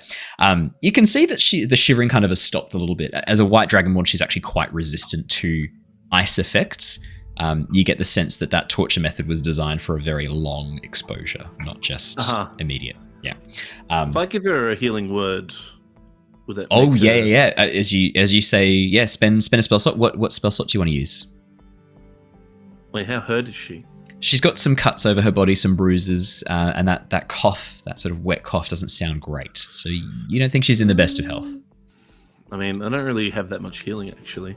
Okay. But I'm going to use. I might just do a first level. I don't really. Yeah. I need to save the other ones. Yeah, roll me. I'll just do a D4. I believe, plus. So that's 9 healing. Actually, that's not bad. Did you roll max on that? Did you?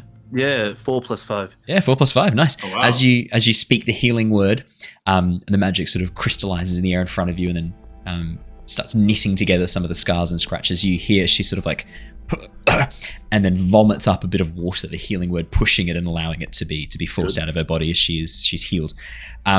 She sort of, her eyes blink open. She looks much better. You watch as this sort of color comes back under her white scale. Color coming back under her white scales. You watch as her white scales take on less of a dull grey hue, begin to look a bit healthier again, and she sort of looks eyes open and feeling much fresher and goes, "Oh, that is so much better. Thank you so much. Who are you, Lord? What are you doing down here? Outlanders in the city." She looks across at Shana, Yervith, and Boldor. We were actually brought here by.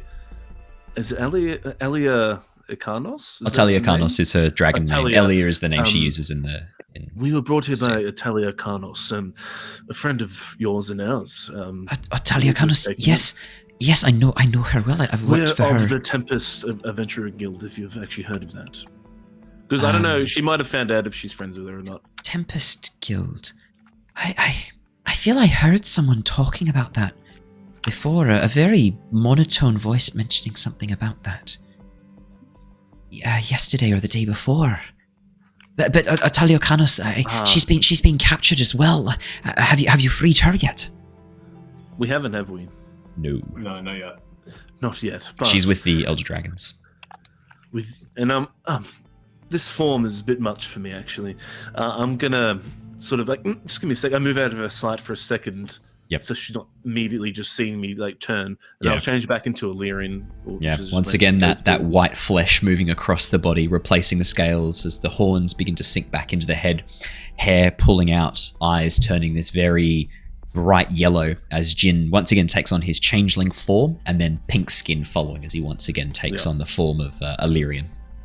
I will say this as well, just to make it easier for us. When we do move out of this room, I'll change back into Shenron, just to keep up with any like potential patrols we come into contact with. I'll remember that. For this, it's just nice to like absolutely. be Illyrian. So yes, hi, Illyrian, lovely to meet you. Or Jin. Yes. I was just the big dragon-born thing. Yes. Right. But yes, so you were in here. How long have you been in here for? It's hard to keep track of time. A few days. The cult. I was charged with spying on them by Lady Elia, by Otalia Kanos. I was supposed to infiltrate their ranks and find out what they knew, but they knew who I was. This horrible figure spoke to them in one of the meetings and revealed me as a traitor. They captured me before I could send message to Otalia Kanos. I've been down here ever since. I think that was a few days ago. It's hard to tell. They don't let you sleep down here. They keep you awake. Do you know who the figure was? It was a human. Long black hair tied back. Very cruel voice. Dressed in these reddish-purple robes. The other members called him Master Severin? Oh, okay, I've heard of that before. Yeah. You guys have actually spoken with Severin on the on Skyreach Castle. Yes, an image of him, an illusionary image of him, appeared before you. Oh well, that might be bad. Oh, okay. To put it lightly. I'm not actually sure if you're aware of this, Yervith, and I just give the spiel about how we met him in the castle, in that room where we actually met Lyra and Lockie. So give him a quick little info dump. Okay. I think some of our friends were in here. You would have seen a red and silver dragonborn, and a dichromat. Yes, I thought they were impossible, but yes, Mira. Yes, I know her. She's worked with Elia with Otalia Kanos for a number of years before she left. Otalia Kanos had planned to have her work as her under-ambassador before Mira left. Yes, she was here with a construct of some sorts. Okay. Do you know where they've went? Oh, sorry, if you've got anything to add to that, yeah. No, I was just going to add, do you know where they took them? No, they had the Warforged. Sorry, she wouldn't say Warforged. They had the construct. It was on some sort of platform. She sort of points over to where you'd found the gear, Jin, on some sort of platform there, and I'll probably pick up the gear as well, by the way. Yeah, they were threatening to take it apart, but it seemed to kind of laugh at them a bit, and dared them to try. And Mira was quiet, but I don't think the cult wanted me to overhear. They cast some sort of spell that some magic was spoken, and suddenly I could not see, I could not hear. It was like I was locked in a black box with no windows or doors in the cage over there. I couldn't see or hear anything, and then when the spell wore off, there were bodies in the chamber. Bodies? What do you mean bodies? Bodies of the cult? Or of the children of Tiamat? Tiamat. And the platform had been broken open as if some giant force had ripped it apart. They were dead. I stayed very quiet, and not much longer later, other members of the children came and took away the bodies and ordered the torturer to tear me apart, basically.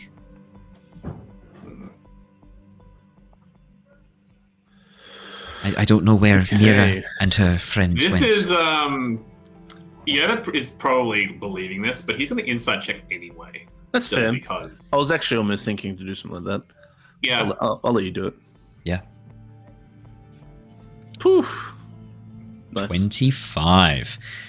Yervith, you get the sense she's telling the truth as she understands it, but she's not sure. Some of the details that she's hazy on, I mean, she's been without sleep for a while, clearly. Okay. She's been tortured, suspended upside down for a while. The blood's all been pulling in her head for 3-4 hours minimum, from what the torturer said.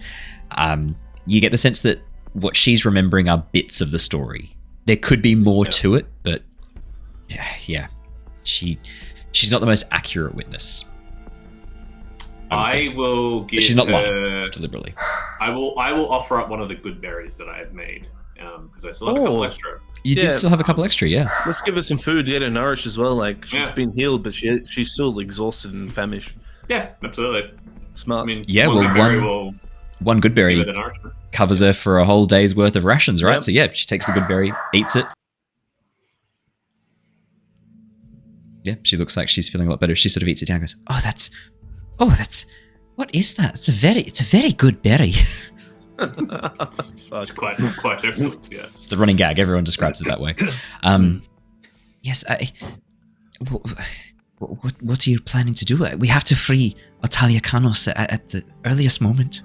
Well, our plan is essentially to save Otalia Kanos, save the Elder Dragons, and stop the children of Tiamat. And save her friends. Oh, and save our friends. Yeah. That sounds like a very good plan. Do you...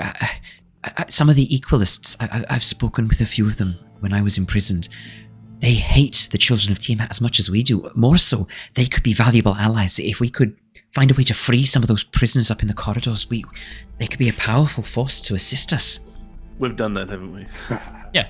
You've got Akani's on that as we speak. We've already beaten you to it. Our friend Ikani has already started freeing the Equalists and forming their own little queue, I guess, to say. Great, that's wonderful news. Well, what will you four do now?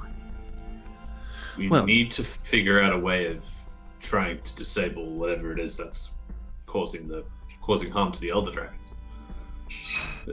Some sort of magic or some sort of device. They seem to be under the thrall of this white dragon in the main chamber. It's poison. It's a poison they've been given. Drake's Bane. It saps the strength of dragons, dragonborn, wyverns. It essentially is a slow-acting neurotoxin. There's a cure though. That's why we need to free Otalia Kanos. There's a plant that can be chewed or made into some sort of tea that will wipe the effects from the system, and the only ones growing in the city are in her greenhouse. Okay. See, that's the problem though. Otalia Kanos' greenhouse was broken into, and her cure-all was stolen. Oh. Well, then I imagine the children of Tiamat have that. And if you want it, you're going to have to take it from them. Do you know where they might keep something like that? That sounds really important. If it were me, I would not let it out of my sight. I'd keep it with me at all times. So, just to something that important. Oh, sorry, Jared, you go. Oh, sorry. Just from memory, they literally took everything from that greenhouse, right? All the poisons, all everything. the remedies, everything. Cool. That's cool. I mean, the cure-all was the one that was probably the most important because it was the one that could basically cure anything. So basically, it's like, let's take the poison, but let's also take the cure so that they can't cure the poison. But Otalia was kind of like framed for that because she was the one that had it on her property, right? So yes, you guys know that. Well, I think Lockie and Mira sound like they might actually be better off than we thought.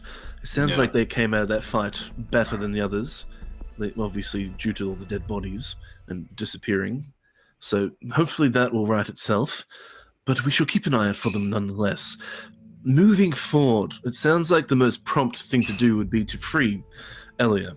Personally, that's my reasoning. And then from there, while we're doing that, find intel on this cure-all. Get the Elder Dragons all cured, and then we can sort of take back the city. something as important as the cure-all, if what you say and it checks out, something that important would be held pretty close to their person. Perhaps Severin has it on his hand, or someone higher up at least. It was an image of Severin that I saw. It wasn't the man himself. It was this this almost like illusionary version of him, as if he was speaking from a great distance away. Well, did it look like there was anyone in the room that might have been orchestrating his orders in person? Anyone that might have been of note? Anyone of note? Hard to say. I'd only begun my infiltration. There was a human with them who had a mask. This blue draconic mask that they'd been carrying around for some time, I think. They seemed rather attached to it. They wouldn't let it out of their sight. Okay, so we have a mask user. We have a mask user. I don't know if we actually know the blue one. No. Would have Boldor seen any mask users? No, Boldor hasn't, unfortunately. Okay. Okay, well, does anyone have any other questions they would like to ask our friend here? No, I think that all checks out. Do you have any other information for us? I don't know. I don't think so. Not anything that I can remember or think of right now. All right. Well, so, should we check the cells where our friend said probably taken care of some enemies? The holding see if there's cells? anything left. Yeah, check out those holding cells. Yeah. we don't need to go. We probably don't need to go to the fissure in the earth, dumping the bodies, being stuff there and all that. Probably don't need to go there. So the holding cells sound like the logical choice. I might head down the corridor, meet up with the Equalists, unless you think it's better for me to stay with you. I personally think that sounds the best course of action. Does anyone else have any objections or anything else I'd actually like to ask before anything? Assuming our torturer friend has cleared the vicinity, I wouldn't want you to run into him in the corridor. I really doubt he's getting far. Boldor's just He's gonna realised go something. fast. Yeah, he's not going anywhere. Oh yeah. He's fucked. Ooh. Oh, he is fucked. Do you want to explain That's why it's a problem, Boldor? Yep, I just figured it out too. A whole bunch of people who have been tortured have now just been freed, and the torturers walking past. They're now empty cells where they're all standing. Oh, no. Oops. We tried our best. We really did try The our whole best. time I've been sitting on this and I was like, I'm not going to say anything. I'm not going to say anything. They will realise when they go meet up with the Equalists. I wasn't there last session, so That was the I did beginning of this listen to session, it, but I Jared. forgot about That was it. the beginning of this session. Yeah, but I didn't put two and two together. That's okay. That's all right. I That's just what hope D&D's all it So, about. I mean, it's out of our control. We gave him the best chance. Yeah. The other Absolutely. option was we put him in a rack and just leave him here, but like, what do you do? You guys did everything you could. It's not. This isn't a judgment. Your characters didn't think of this either. You didn't think of it. Your characters didn't think of it. There's a lot going on to keep in mind, and you've got a lot more important things to worry about The than. Equalists have run off. Well, that's the thing. They did say they were going, so it does sound like it could be a 50-50 chance. Yeah, that they could have gone by now. Maybe. maybe. I mean, there's no Maybe. yells. So what I'm worried about is that if he yells and screams, then the dragon patrolling the bigger dragons who are drugged, we're gonna be like, "What's going on down here?" And then shit'll then. Blow I don't up. think it'll come back to us, because I think what will happen is if the Equalists do take this dude, I don't think they're gonna have him yelling and screaming. It's a big group of people that will just like dive on him and like capture him if they do get him. So they wouldn't brazenly just go and attack him within earshot of the White Dragon, because they're all aware of the White Dragon. Yeah. Trying to protect him, probably isn't gonna fly with all the torchies. So. In any case, I think probably need to get Altelia Carnus free. Yeah, Because I don't definitely. know if she's under the effect of the poison or not. Definitely Elia. Yeah, definitely Elia. Alrighty. The white dragonborn heads up through the stairs, up through the tunnel, and disappears from view. By the way, sorry. Yes. if you do see the Eclipse and such, and you do come into contact with a Dragonborn called Lelmiak, who was the torturer here, hold him no ill will. He's actually someone who's been forced here, sort of against his will. He actually was appalled at we sort of orchestrated slaves and such, and he was appalled at that, and he had no passion for torturing, so please don't hold it against him. He try and make him see better pastures. If you can pass on to the Eclipse, that'd be great. Yes. There you go. That's my best attempt to try and save him. I'll make sure that the man who spent the last few weeks torturing me is given fair treatment. At least fair. Even though we are in the middle of a horrible situation, we still need to believe in laws and fair trials and such. If that yes. comes to it. I will make sure he is treated fairly. Yervith is just going to give her a wink. Like a... Still face, does not respond. I don't know if she's going to kill him or not. She begins to head up the corridor. It would be great if you didn't murder him. Remember, we helped you out massively, saved your life, really, so think of it as a favor for me. I'll consider it. At least don't kill him, that's all I'm saying. He can definitely have a trial and such. I'll consider it. I'll walk up with you. I need to get my weapons anyway, and same. Yep. And Boldor. You guys walk up partway upstairs. Yervith, it takes a few seconds to find your cloak because it blends so well with the stonework. But you do find it after a few minutes and put your cloak back on again, feeling a bit more, I would say, secure and a bit more safe once more with your chameleon cloak wrapped around your shoulders. And bow back on your back and sword strapped to your waist. And Boldor, your massive great axe just propped up against the wall. Just heft it, put it back on, clip it in. Yervith's just going to quietly say to the White Dragonborn, look, I know Jin was imparting some, giving you the option to take a merciful route, but I'd really question, given the opportunity to extract some revenge on someone or something that's caused you so much pain, would you really let that go? If this is some sort of weird reverse psychology, it's not working.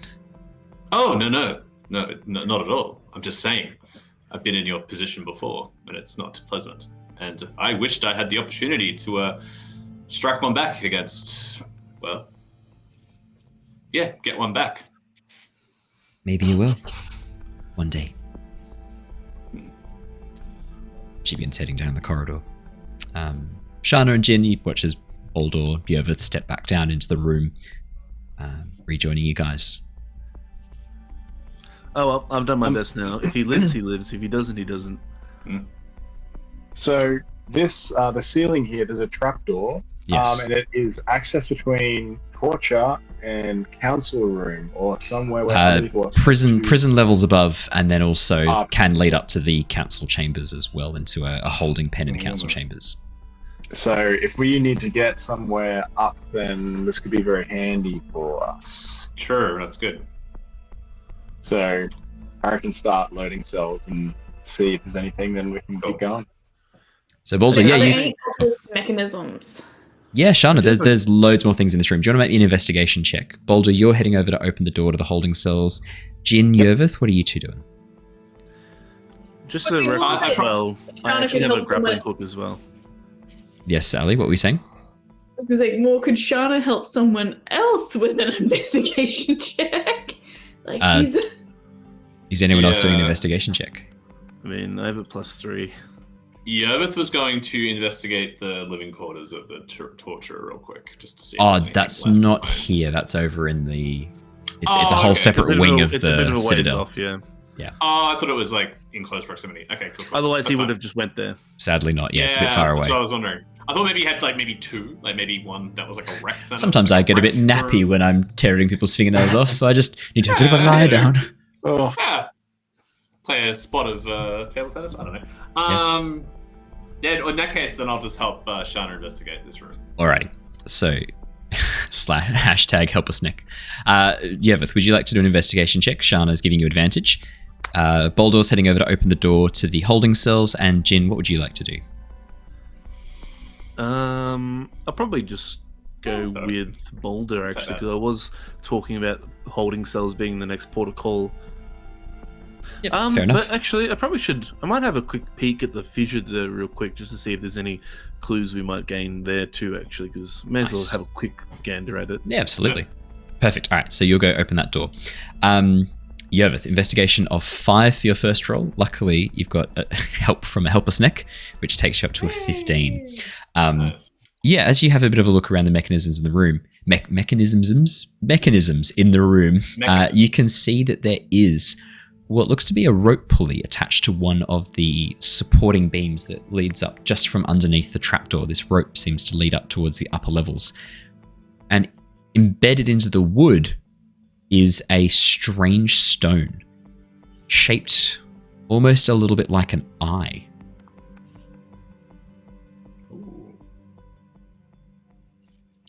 Boldor, as you open the door to the holding cells, you can see that the room beyond is in darkness with a number of empty cages. Not much else to your eyes as you first open the door. Could you give me a perception or investigation check? Jin, Sure. as you open the door at the far end and look through, it literally is a 2-foot wide balcony that drops into sheer darkness below.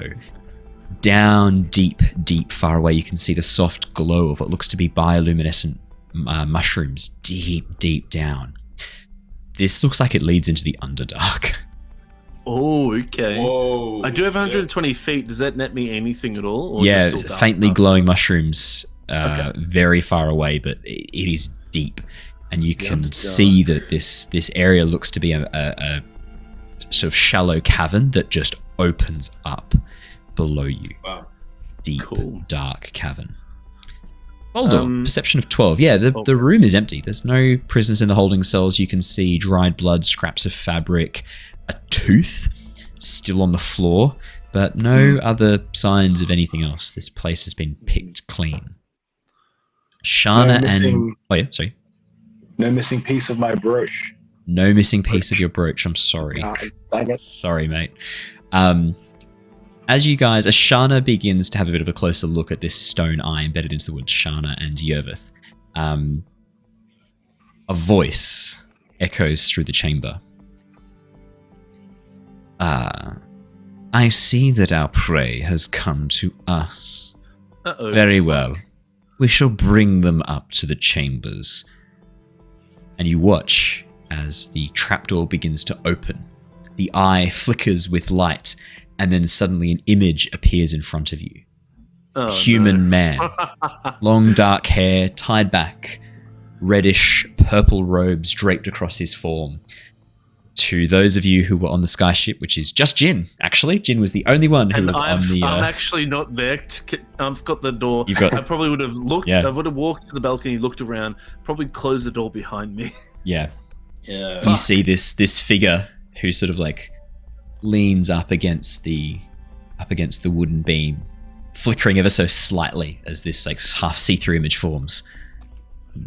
Dearie me, it looks like the very incompetent guards have allowed some little flies to buzz on through. Honestly, I thought we dealt with this Tempest Adventuring Guild, to find that you are still bumbling your way into our hidden sanctums concerns me greatly. Not for your competence, for the incompetence of my own guards. He clicks his fingers. I need all of you to make me Constitution saving throws, please. Even the people that are in the room. Yes. Okay. I'm probably gonna fuck this up. Not It's rolling a well 5 tonight. for Shana. Okay, I'm gonna use a point of inspiration to roll with advantage on this. Okay.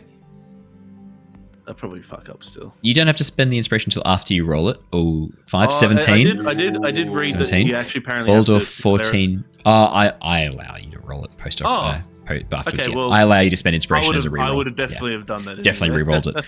It's not sleep or a magical spell to put you to sleep. It is a No, magical is it spell charmed? though. It's not a spell charmed. effect? It is a spell effect. I have advantage.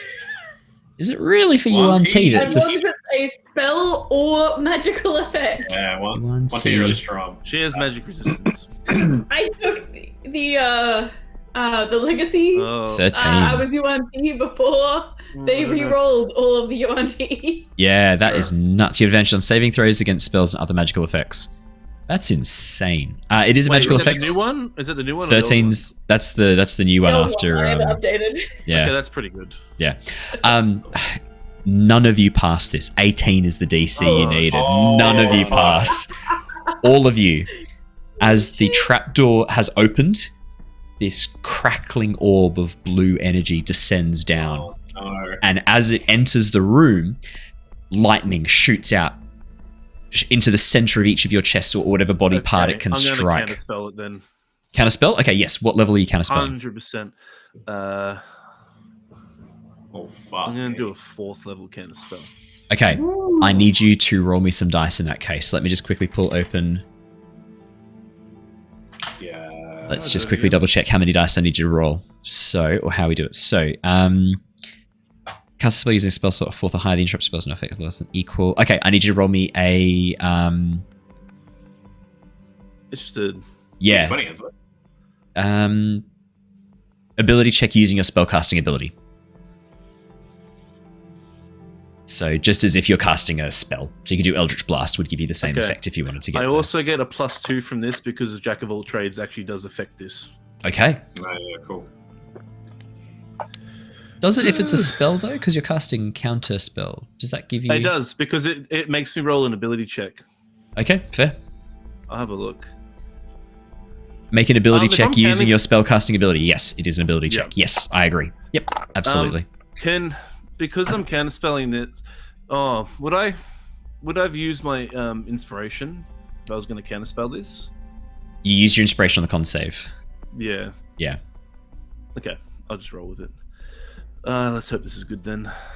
Ah, yeah, that's what you're saying. It's only a Oh, 12.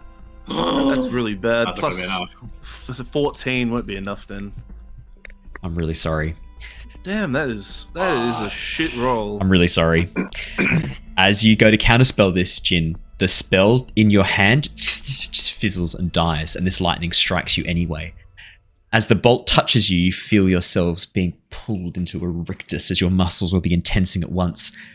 And then ever so slowly you begin to be pulled towards the orb.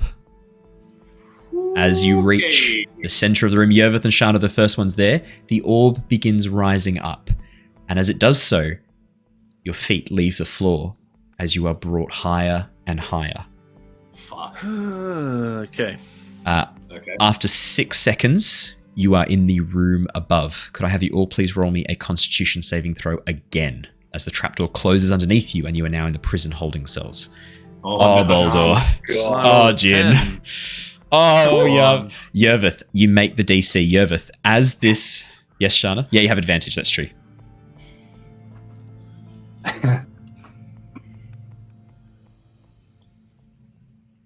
$12. No. Okay. Wow. the trapdoor opens above, and you watch Yervith as you fight against this. Eleanor seems to have not been affected by this spell, and yeah, as you sort of feel this connection to Eleanor poofs out of existence as you're pulled far away from her. Whatever this effect is does something, and she's poofed out of existence. You still feel that presence within you, but that strength that she had allows you to fight off this effect, whatever it is. As she disappears, that gives you the effect you need. As she voluntarily, basically dismisses herself. As the spell effect ends, Yervith, you drop onto the prison cells. You see the trapdoor above open, and your companions are raised up into the room. You can see high vaulted ceilings made of white marble, and above, a large black dragon's tail moves overhead above the trapdoor as you watch as your friends are raised into the room above. Is there any way I can get into the trapdoor, like go after them, or you can try? Yeah, absolutely. You can make an athletics or an acrobatics check to try and jump and climb up through the trapdoor. Of course you can. So we're in the torture chamber, raised up into the prison chambers, upper level, and then the next 6 seconds it raises you up again. Okay, in the prison chamber. Yeah. Am I able to try and dispel magic? No, because you are technically paralyzed by this. The Constitution save was to try and break free of the paralysis. So no, unfortunately not. Because you need verbal and somatic to be able to undo that, correct? To counterspell? I believe it is verbal and somatic. Let's have a quick look. That's a good question. Yeah, I think when you're paralyzed, somatic. So you need to be able to move your hands. Yeah. Sorry, buddy. That was the con save. You guys watch Boldor, Shana, and Jin. As this orb lifts you up, you can see that you are standing in an open area. Massive high walls around you, archways and columns creating this incredible white temple, this courtroom almost. But at the far end, where once there were a series of stone daises, probably where once the elder dragon sat, a black dragon lounges lazily across, missing its front left leg, its tail sweeping across the room. Around it, various dragonborn dressed in a mixture of the Cult of the Dragon regalia, the purple and black robes, as well as some children of Tiamat, dragonborn dressed in much more simple clothes with a 5-clawed dragon mark on them. Yervith, as you try and climb up the trapdoor, it's a vertical leap of almost 10 feet. You are able to sort of scrabble up and get yourself in position before the trapdoor slams shut, dropping you down onto the stone floor below, unless you've got an inspiration that you can use. You're so close. He does have a climbing speed. I do have a climbing speed. You do have a climbing speed. I will factor that in. Yervith, you are able... Okay, in that case, with a climbing speed, Yervith, yeah, that's a very good point. Yervith, you are able to grab hold, just pull yourself scrabbling out through the trapdoor. As the rest of your friends are paralyzed, you like scramble onto the trapdoor and then look up and around. Probably in that moment, there's a, oh shit. Yeah. As you look around. The trapdoor slams shut behind you. The orb dissipates and the three of you drop to the ground. Looking around, you can see there are 20 Dragonborn minimum, dressed in armor and robes, essentially in a circle around where you are standing, in a semicircle around you. You're in a small, shallow pit with walls sort of 5 feet high, clearly where prisoners are supposed to stand during trial. And this large black Dragonborn lazily lounging across the daises where once the Draconic elders would sit. Yes. So is Yervith in... Like, I'm imagining he's in the chamber, right? In between the two trapdoors? There's one trapdoor that joins the torture chamber to the prison chamber, and then there's another trapdoor that joins the prison chamber to the council room. So just to double check, if you climb up through that, you are visible to all these people. You are climbing up into that room. Yeah, well, I don't want to do... Okay, cool. That's fine. That's okay. I don't want to do specifically. Okay. I kind of just want to like... Yeah. I want to be... You can cling to the underside of the trapdoor. Absolutely. That is what I'm wanting to do. Okay. I don't want to enter the room. I want to be like there and try and like get in at an opportunity. In that case then, Yervith, as the trapdoor closes, you climb up the walls and cling onto the side of the trapdoor so that you can hear through the wood, but like also not in the room. Perfect. Yeah, of course you can. I do want to be in the room. That's what I was getting at. Yeah. As the orb disappears, the ghostly image, this illusionary image of Severin appears again, striding around, arms crossed, looking down into the pit where the three of you are kept. Well. Seems we've missed some of the little flies with our net. No matter. We shall kill them momentarily. As for you lot, you have a lot of explaining to do. And that is where we're going to end for tonight's session. Oh, man. Good luck, everybody. Damn you and your stories. That was unfortunate on the con saves. Holy shit. I rolled really bad. Really badly. All of you did. Really bad. And Boldor, who's a +7 to con. Yeah. Oh, mate. Didn't do it. It's unfortunate. That's really unfortunate. But that's the cliffhanger we're ending on for tonight, everybody. So come back next week to see how that's going to resolve. Now, next week, we do have Claire and Michael rejoining us. We will have Mira and Lockie coming back. Not sure if they want to after this session. They've got to get you out of this mess now. But yeah, we'll have them come back. Tom, we'd love to have you back again next week if you're keen to rejoin us again. I think Boldor's still with us. It's up to you. You tell me. Absolutely. Done. Yeah, absolutely. Beautiful. We'll keep Boldor in. Perfect. Well, everybody, that's it for tonight for Dungeons & Dragons. Make sure to come join us tomorrow night for our Avatar Legends campaign, which is basically D&D, but playing through Avatar The Last Airbender. really looking forward to that tomorrow night. It's been a little bit since we played, so we're very keen to get back into it. But until then, stay safe, stay well. We will see you all again next time. And these guys have got a whole week to think through how they're going to get out of this very sticky situation. So that's going to be fun. Yep. All right, everybody. Mwah. Ooh. See you later. See you guys. Bye.